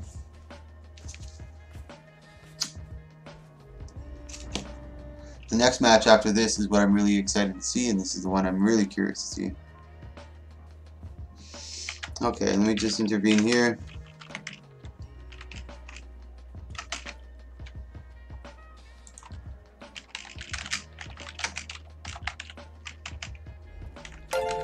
Hey, thank you so much for that follow, man. I really appreciate that. Ginger420, yeah, 420, woo woo. Thank you so much for that follow. I really appreciate when you guys click that follow. It's like a pat on my back, just telling me to keep going, keep doing what you're doing. We're loving it. We're supporting you. Thank you, thank you, thank you. So thank you back to you guys. Thank you so much, and thank you for watching. This is our third game in our quarterfinals right here. The next match is going to be really good, but this one is also really, really good as well. Good job by Rezzard getting some heavy pressure onto Imagine. Imagine wasn't able to counter, and these are the engages you have to be very careful for. That's why you always got to kind of keep track of where your thief is and keep an eye on him, so you see as soon as he starts to move, you know he's coming for the engage, get ready for the dodge, so you can kind of mitigate that big dump of Condis at the beginning. Rezzard's doing a good job of clearing them. Maybe I'm not sure what he changed. I don't want to really look right now. I don't want to take my eye off the action.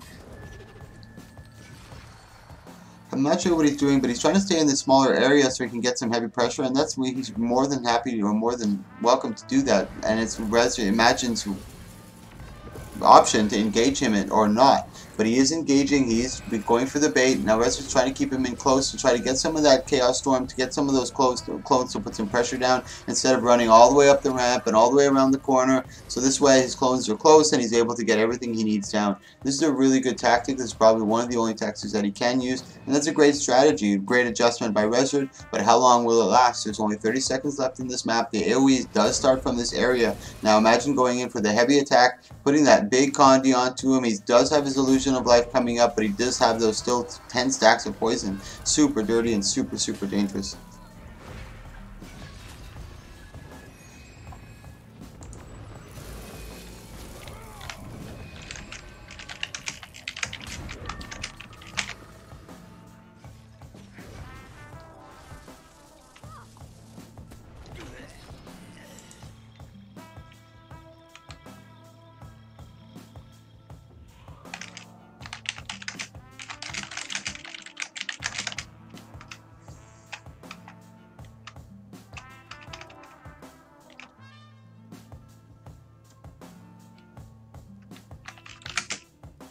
Sorry guys, I'm just trying to interfere just a little bit here, just trying to mediate just a bit.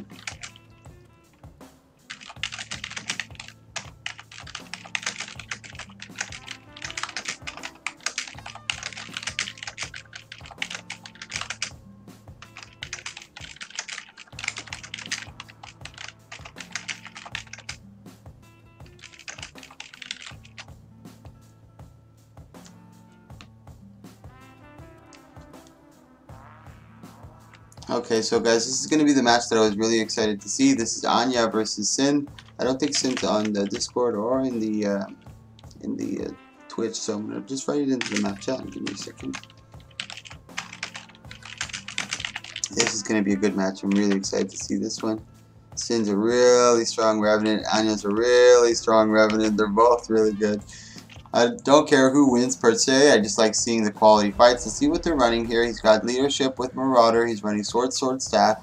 And see over here, he's got actually with Lisa over here. Both condition removals, but one's going with more condition and precision, and one's going with more boon duration and stats. But he's got Marauder, and he's sitting over here with Marauder as well. Both staff, both Invocation, Devastation, and Herald.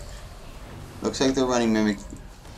Looks like very similar builds to me. We got the action already going pretty hard. They're engaging really fast. He tries to get the Glint Elite, not able to get it off. And you're trying to get the Glint Elite, you will not be able to get it off. And you're trying to get the heavy pressure. But Rainy's sitting on the no port spot. They're kind of just standing there waiting for a little bit of their cooldowns to come back so they can engage properly and not just go in free willy-nilly and leave themselves open to counter.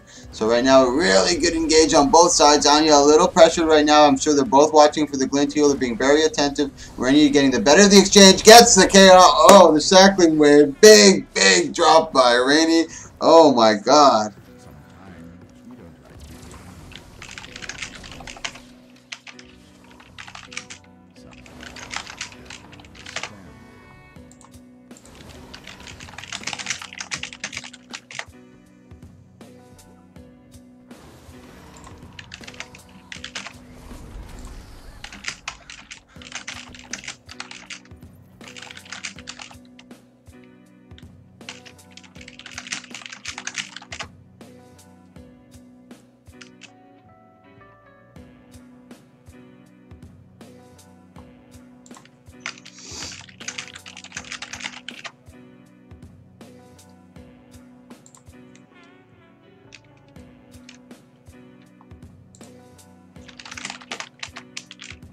Alright guys, I'm just doing a little bit of mediation.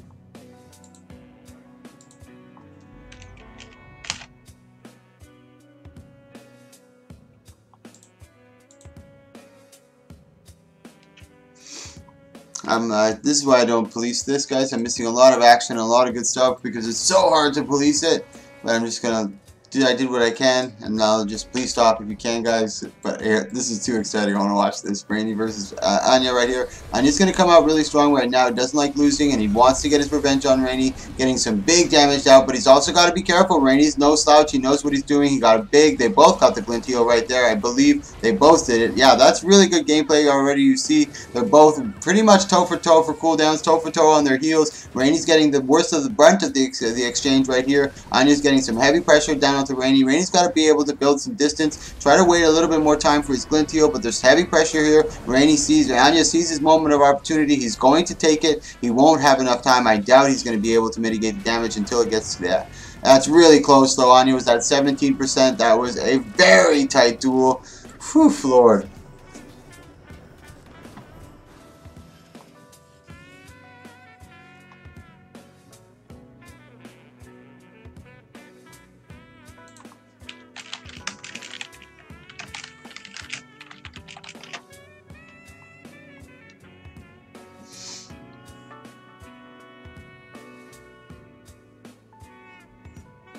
Hey guys, I'm just going to start banning people who aren't in the tournament and they're just talking a bunch inside the map chat. I'm just trying to keep it for the people who are participating. This is the last chance. The last chance. If anybody continues, I'm just going to ban each one that says anything. It's just going to be ban, ban, ban, ban, ban, ban, ban, ban, ban. That's it. I don't care. That's the only way to mediate. You're ruining my duel here. You're ruining my vibe here, guys. You're ruining my vibe. Let me just enjoy this, please. This is two really good guys here that are dueling. Really good Revenant stuff. This is good content. Let me watch it, please. Thank you. I appreciate that. You guys are really cool. Thank you so much. Here we go. Rainy versus Anya now, guys. This is a best of 3. Again, a best of 3 series. It's really good. He goes for the Chaos. Shackling Wave already. Glint, really quick Glint heal, but he's not able to get it down on him. Oof, and they're both going for the Shackling Wave right back at him. Gets a big stun, but you can see Rainy knowing that Anya's not coming for the engage. Didn't use any of his utility to be able to mitigate any of that. He saw there was no engage. He didn't get squirrely, didn't get excited. A little early on that Shackling Wave, though. Oof, big damage coming from both ends. This is a really good fight. Anya getting knocked back. This is Rainy's chance for opportunity to get some cleave down. Ooh, let's see what their glints are. Rainy's over here on 12 seconds. Ooh, Anya's not very close on his. This is a really good chance right now for Rainy to take the win, but he's got to be careful that because Anya can turn on the pressure anytime. Really no now. Oh my goodness, he almost finishes him on that one. He does pop the glint. There it is, but he's not able to get really full effect out of it. Rainy was really attentive, watched the glint heal, and was able to counter it. Now Rainy's on his glint heal, but good job by Anya mitigating that. Let me take a quick look. Yeah, no, there it is. There's the glint right now. Good job by Rainy. Always really good at baiting that glint heal. Anya's getting really low. The Shackling Wave a little preemptive. Maybe got a little excited seeing the down, but this is a really good fight. Anya turning on the pressure. Good dodge by Rainy. The glint, the lead coming up. He's able to mitigate it with the staff. Oh my god, and Rainy goes down, but Anya's really close to going down. No, he got the glint to heal. Oh my goodness.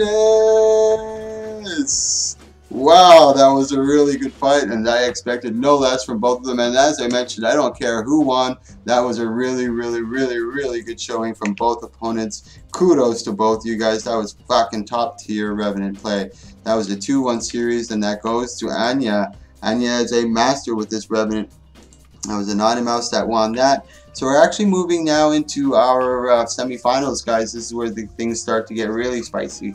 We're going to have Louis PTM on the Firebrand versus Soro on his Deadeye, I believe it is. So hold on really quick, Soro. I don't know if you're listening. I'm just going to go shamelessly promote in the map chat. I want everybody to know that it's semifinals, and if they want to watch it, they can. I'm that jerk off that you see in map chat, XZ, Mike XZ, or Owashi. That's shamelessly promoting all the time. I'm just trying to bring you guys content. So please don't block me, and if you have, just unblock me. I want you to come to these tourneys and these events that I hold. So give me a minute, guys. I'm just going to go shamelessly promote. For any of you that... Whoa, hold on. Hold on, guys. For any of you in the Twitch chat that hasn't seen the challenge.com bracket, I'll post it in there for you guys so you can see it. And now I'm going to go shamelessly promote. I'm just going to put it up there really quick. Just bear with me while we're here. And once again, to everybody that was in the map chat, that was making a hustle and bustle, and then you quieted it down. I really respect you all for doing that, putting away your little differences and just enjoying the content. Really big ups to all of you guys. Thank you so much for doing that. Really, really, really cool, man.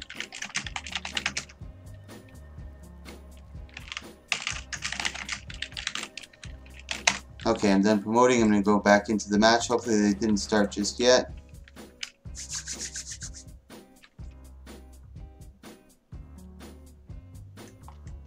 Nice. Thank you so much, guys, for waiting. I think you waited, so you can start. Yeah, you guys are the best. Thank you so much. You can start whenever you're ready now. Thank you so much. Thank you, thank you, thank you. You guys are really good. The community is really awesome, man. You guys are really awesome. Thank you so much. And also, I'm going to take this time to shamelessly promote to you. If you like this stuff, click follow, click subscribe. September, half price on subscriptions. Yay! Here we go. Sora versus Louis PTM. This is the first game of our semifinals. It's going to be good. Tice is a really good Firebrand. Very, very, very strong. Soro's a really good Deadeye. Very clever, very sneaky. He knows to play his build very well. He uses terrain very well. Now, Tyson's got to be clever. I think he wanted to go for the no port spot. He got stuck in the little between area. This is a bad spot. He puts up the Shield of Wrath. Sora goes right through it. Bad spot for Louis PTM. And like I mentioned, Dragon with Firebrands don't have that big burst heal. They have those kind of little baby ones that just beep, beep, beep all the way up. I hope you like those sound effects. They go up just a bit. So Soro's big damage. This is the type of thing he needs. That big type of projectile hate to come up. Big pull from the Taisa. That's what he needs. Keep the pressure down. Good evade by Soro. Just goes into stealth. Now Taisa's kind of lost for words right here. He doesn't know where he is. He doesn't know if he's down. Soro's in big danger here. Taisa does have some ways to mitigate or close that gap with some teleports. He's got to be really careful here. Now Soro's really engaged now. He's fully up. Now he's dropped good symbol down by Taisa, keeping able to being able to put that pressure down while Soro does, and this is just passive damage that he's able to get on him, so he doesn't necessarily have to be pushing any buttons. So it was a really good job on Tyson for positioning over here. Now it's a good match as I expected. They're both getting the good exchanges in. They're both sitting around the same health. Good big damage by Tyson, but as you can see, he's just using that terrain. The little corner of the LOS on the steps, just that little bit is what makes it that much better. Really, really, really good. Now Soro's got the top advantage. Oof, and that was Tyson's little disadvantage right there. Soro was able to get the top, and Tyson had no way to get up because he thought maybe he could port, but he's standing on the no port, so it was really good terrain control by Soro, and that's what it's going to come down to, especially facing a Deadeye. You got to be very careful of where you're standing, where you're being, like where he potentially might come from. So like you saw from other opponents, or like I've seen in other tournaments, they kind of force them to come into areas like the spawn zone, where they can't really have that much room to move around, and you can kind of predict where they're going to be. So there's a lot of things that you can take into consideration.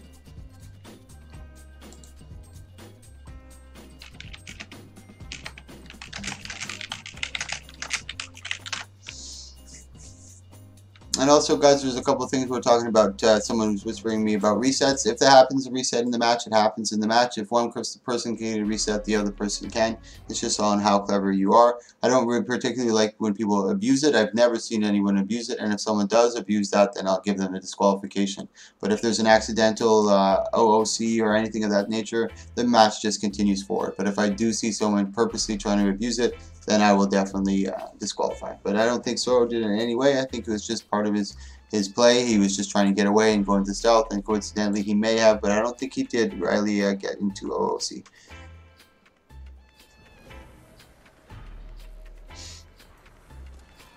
So here we go into game. The Tyson's got to be really careful now. He's trying to start. Now he's starting to use a little bit of LOS. Gets him in the big pole. Now he's trying to get some heavy pressure. Good poured out by Soro on that one.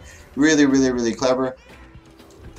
He was able to mitigate a lot of damage, and he's coming in. This is exactly what he did to Lucerne in the first round. He didn't come in very heavy with the melee damage, not that from what I saw, and then he kind of changes it up in the second round where he puts the rifle down a little bit, but it's still there to keep the fear inside of him. But he also did still come closer with that melee damage, so it's always keeping you thinking, maybe it's not coming from close, maybe it's coming from far. This is a really good job by Soro right here. Doing an excellent job and making Tysa, punishing Tysa. As you can see, he's getting the control of the terrain and forcing him to run all the way up to him. And in the process of running, he's just taking pot shots after pot shot after pot shot after pot shot. Really good job by Soro. That was top level, in my eye, top level Deadeye play. Good job by Soro taking out Louis PTM and actually a 2-0. And this, my friend, is going to be a really interesting match. I'm very excited to see this one. These two are both the top competitors. Both know each other very well, so I'm sure they're going to have a lot of fun dueling this. It's going to be Anonymous versus Anya.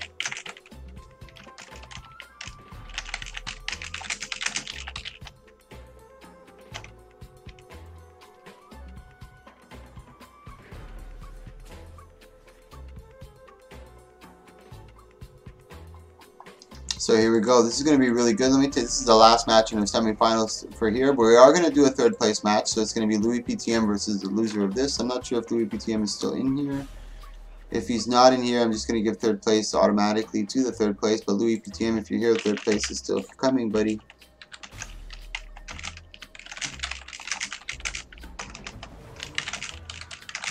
So here we come with Anya right now. He's not going hard. That's what I was talking about. That right there. Did you see the engage from the Thief and Anya quickly dodging it? That's the type of engage and that's the type of top level play that you'll see from Anya and these two players. Really, really, really quick. I don't think I've seen anybody be able to do that yet against Imagine during this tournament. And that's what I was waiting for, that really quick reaction time. But it's really hard to do it during all this melee. I think that was another good one right there. He's just really got to avoid it. As you can see, Revenants don't have much in the way of Condi clear, so this does go into the advantage of rank. Anya's just got to be really clever, be able to put on the pressure, save the Glint Elite for when he's got a lot of stacks of poison right now. But see, this is really tough to call. That was really tough to call. Because he did have the stacks of poison, but by the time the Glint Elite was up, the poison was gone, and Imagine already knew this, so he wasn't going to put more condies down. That was a complete negation of the Glint Elite. Really good job by Imagine noticing that and picking it up. But it's coming down to the bitter end right now. I don't think... Oh my god, good shackling wave. Good stun lock down onto Imagine. Impressive play by Anya. That was really, really nice. Especially considering that he was at the disadvantage because he doesn't have all that much condi clear. And Imagine has loads of it. Really good Revenant play coming out from Anya over here. Really impressive. I'll let you guys take another look. He is running Rune of the Resistance. As you can see, gain resistance in 4 seconds after activating Elite. So every time he does use his Glint Elite, he does get that 4 seconds of resistance. So maybe you don't even see the, maybe you see him using the Glint Elite and you're like, why did he use it? Well, it was for the resistance on the Connie that he might have potentially had. But that was also a good play by Anonymous that you saw near the end where Anya was able to use, was trying to get the Glint Elite to proc on the poisons, but it was a little too late. Imagine noticed it, didn't put any more condies on top of him, really kept Anya low. That's what really kept the match really, really tight. If you didn't notice the glint and put some more condies, that would have swung to Anya's way very, very easily, but that became very close because of that little attention to detail right there that we saw.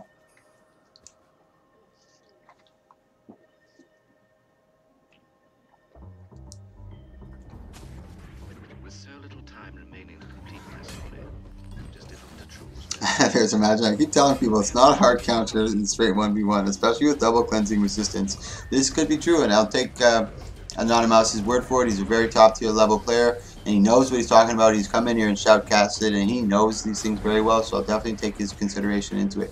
But in my eyes, it's still Thief has the advantage. But this is just my noob eyes, so don't worry about it. Pressure, a lot of pressure coming out from Anya over here. Imagine trying to get away, and good job by him. But now, because you can see, Anya does have a way to pour it on top of him, so he's not always safe. He's always got to be ready to pour it out. He does have a heal coming up. Good engage by Imagine. That's a lot of poison on Anya right there, letting it do its work. Now let's take a look at Anya to see if the glint heal's up. No, he's still pretty far away from that glint heal. Imagine's pretty much got this if he's very careful. Yeah, there you go. That's going to be ticking down. Oh, and you're just able to clear that. The glint heal might be coming up. It's very close. Good pressure by Anya. Imagine can't get too complacent right now. Ooh, this is going to be really tough. This is going to be really tough. He does finally get it. Good job by Anya. That was really, really, really good. I think Imagine got a little too complacent thinking the match was over, but what recovery. Really, really, really good turn and burn. And sometimes, like I always say, a good defense is a great offense. Now that's Anya moving over towards Soro. I'm very curious to see this match as well. This is going to be really good. There's also a third place match. It's going to be Anonymous versus Louis PTM. If Louis PTM is not here, I'm going to give him a couple minutes to enter, but if he's not here, I'm going to give third place to Anonymous.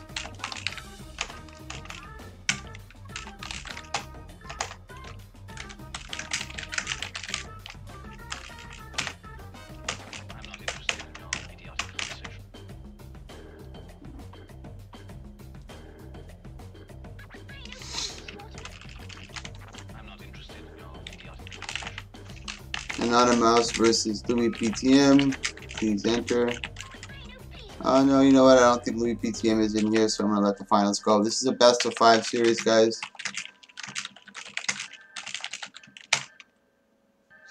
So this is a best of 5 series, Anya versus Soro. I'm really very curious to see how Soro is able to mitigate the damage coming from Anya. And like we said, he's not a warrior where he doesn't have a line of a path and you can see where he's coming from. Anya does have ports, so he can come right on top of him. And Soro's got to be careful as well. He's just got to use those no ports to his fullest advantage, and he is able to use that and kind of force Anya to run to him to be able to get some damage down. I think he might have the advantage, but it all comes down to those no ports and terrain, I think.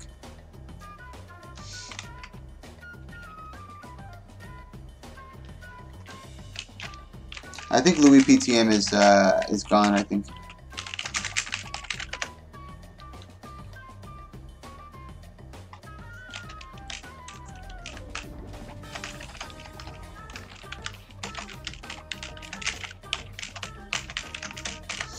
I'm looking for him, but I think he's gone after that match. This is going to be a really good one. I'm very excited. Let's take a quick look right here. He's still running with Runa the Lisa. He's got Marauder for that extra vitality. He's running Invocation, Devastation, and Herald. Let's take a quick look at Sorrow over here. He's running Trickery, Shadow Arts, and Deadeye. He's running Runa the Scholar. Same thing he was running before. Looks very similar. And getting with the hard engage. Good job by Sorrow trying to get away. But he's got to be really careful here. This is what I'm talking about.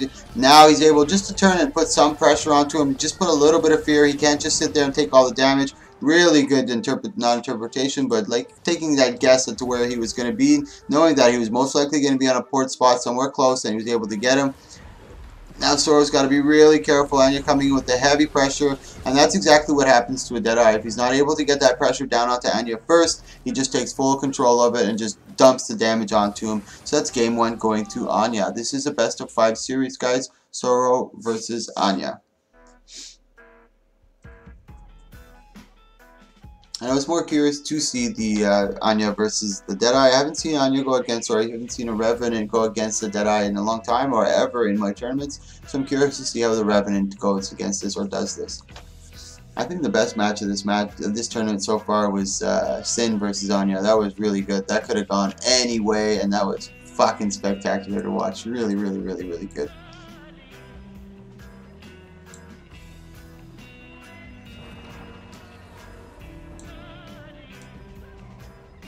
So here we go, game 2, Anya versus Sorrow. Let me take a quick look at Sorrow over here if he's made any changes. I don't believe he's made any changes. You guys can be the judges of that. I didn't really pay attention too much. I was just calling it out for you. But now I think this major change has got to be in his strategy and how he conducts himself inside this arena. He can't be so complacent. He can't get so close. He's got to wait for his time to strike to get that big damage. You see, he was trying to get those auto attacks up. He took that big pressure right from the start, and this is exactly what he didn't want to happen. Starting his match off, trying to get some heavy pressure at half health, and now he's got to really be careful. He's in big danger right here.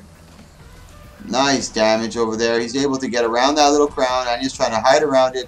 Good port. He's trying to get out. He got stuck. He's in stealth right now, but this is where you want Anya to be, at a little bit of health. And using a lot of cooldowns for nothing over there, kind of fearing him into using it. That's a really good job by Sorrow, getting some more damage, popping him off. Really good job. Now he's just trying to get away, create that distance, and this is the position that the Deadeye wants to be in. Anya's more pressured. Usually has to be very careful, and it's very hard to get. Ooh, big damage coming up from Anya. Really good job seeing the little window of opportunity again, taking it and fully going right through that and taking the match 2-0 for Anya over here. Sorrow's really got to come out with something tricky now. He's got to change his gameplay. He's got to bring out something that he hasn't seen yet.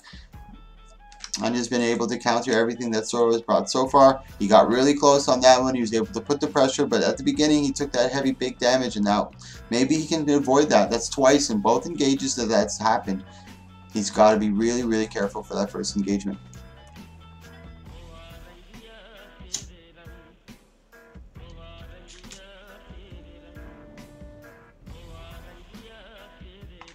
Once again, guys, thanks for watching. I really appreciate it. If you like this type of content, click that follow, click that subscribe. I put out one tournament every single day. Check out my highlights video since I started twitching 3 weeks ago. Every day there's something. 1v1, 2v2, 3v3, in-house 5v5s, or Fashion Wars. I do something.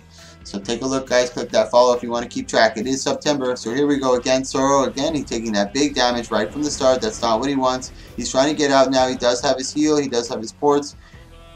And again, he's starting at a deficit, but this is a good spot for him. He's got big damage over there onto Anya. Whoa, that was huge. And that's what you're kind of looking for. This is where he wants to be now, a little more in the driver's seat. He's got to be careful. You can't be predictable either. You can't just continue in the path that you're going. As soon as you stealth, you got to kind of like change direction, because he's able to predict where you're going and get that extra damage even though you're in stealth, and that's what you're trying to mitigate here. Good job of porting away, trying to get away, trying to get the damage, but this might be it. He's just way too close, right on top of him. He's not in a no port spot. He's trying to go for that melee damage. He does get some big damage down. Oh, but that's the end of it. Ooh, Lord. That's Anya, who's going to be our 1v1 champion, guys. This was a great turnout. We had 21 competitors, a lot of hoorah going on, a lot of shit flying through the map chat. There was a lot in this tournament, and it worked really well. I was very nervous with 21 people that the quarterfinal, the starting round would be a little bit difficult with so many people, but I've been doing these for a while, and everybody's starting to get the hang of it, and they're all really getting good with it. I think there was maybe 1 or 2 hiccups. Everybody that I roster checked ended up showing up. Everything went really smoothly. I was calling out names. People were going in. It went really, really, really, really well this time. I'm probably going to take about a 15-20 minute break, get something to eat. Ooh, Clown versus Merp over here. I'll let you guys watch this as well while I talk. I'm probably going to take about a 15-minute break, and then I'm just going to do some chilled, relaxed, ranked with some of the homies inside Discord there from AL. You guys are more than welcome to join me, but thank you so much for coming to this tourney, guys. You guys are awesome. And even when you were talking all that shit, and I said, you know what, let's just stop, and everybody stopped. That was really, really cool. Once again, to all of you guys, just putting your differences aside and just enjoying the content that we're putting out here today. Thank you so much. Really cool. Thank you, thank you, thank you. I'll be back in a couple minutes, guys. 15, 20. Click that follow, click that subscribe. Have a great fucking night.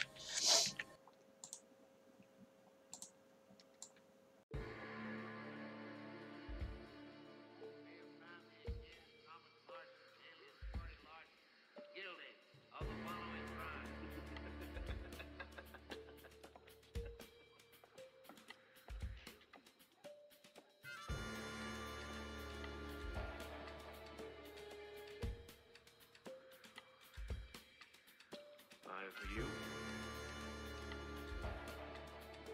Fire for me.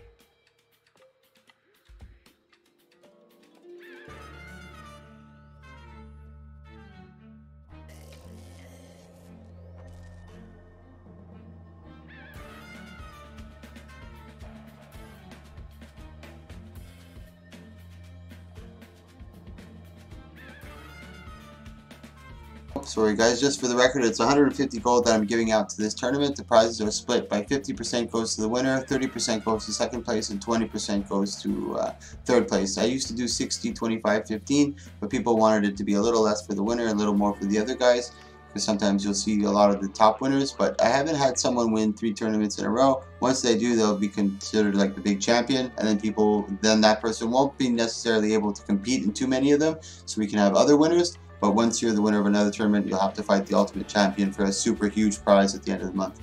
So thanks for watching, guys. I'll be back in about 15-20 to do some ranked. I'll leave it on in here, and I'll just still be by the computer, so I'll show you the matches, whatever's coming up. We have Naru fighting up over here, Merp. I think he just beat him up, or Merp is waiting for the next match to come up. But thanks for watching, guys. So 150 gold, 50%, 20, 30%, and 20%. I'm going to be handing those out soon. And I'm going to be putting the video up into the highlights. Thanks again for everybody coming out to watch. You guys were fucking awesome. Everything went really, really smooth. Even the bull crap that was flying around in map chat, you guys toned it down really quick. Everybody likes to have fun. Everybody likes to talk shit. And that's why I let the map chat go like that. But it got to a point where we had to tone it down. But everybody worked really well together as a team. Fucking awesome. Thank you so much. I'll be back. How much? $2,000. That's right. $2,000. Yeah. $2,000.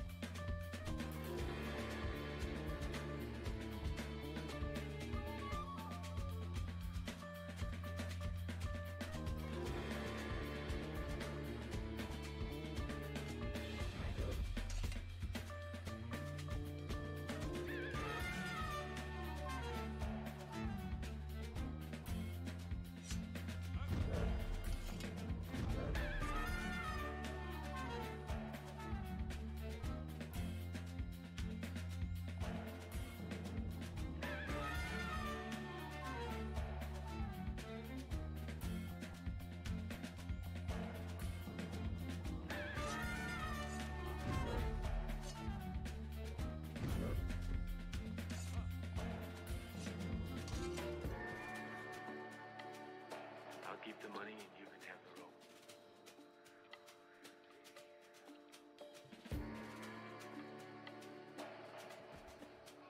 Because I don't think you'll ever be worth more than $3,000.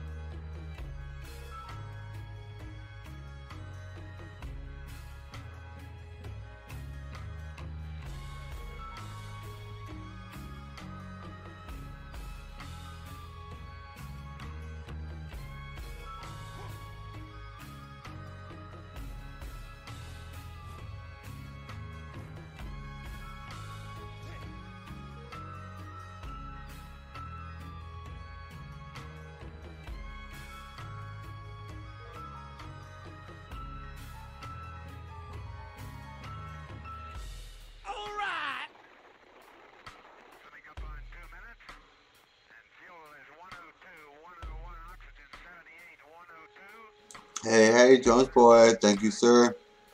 I appreciate that, man. I really do appreciate that. You were the fucking best. Thank you for the subscribe, man. And really good performance. I'm eating, but I saw the subscribe. I had to tell you. Fuck yeah. Thank you.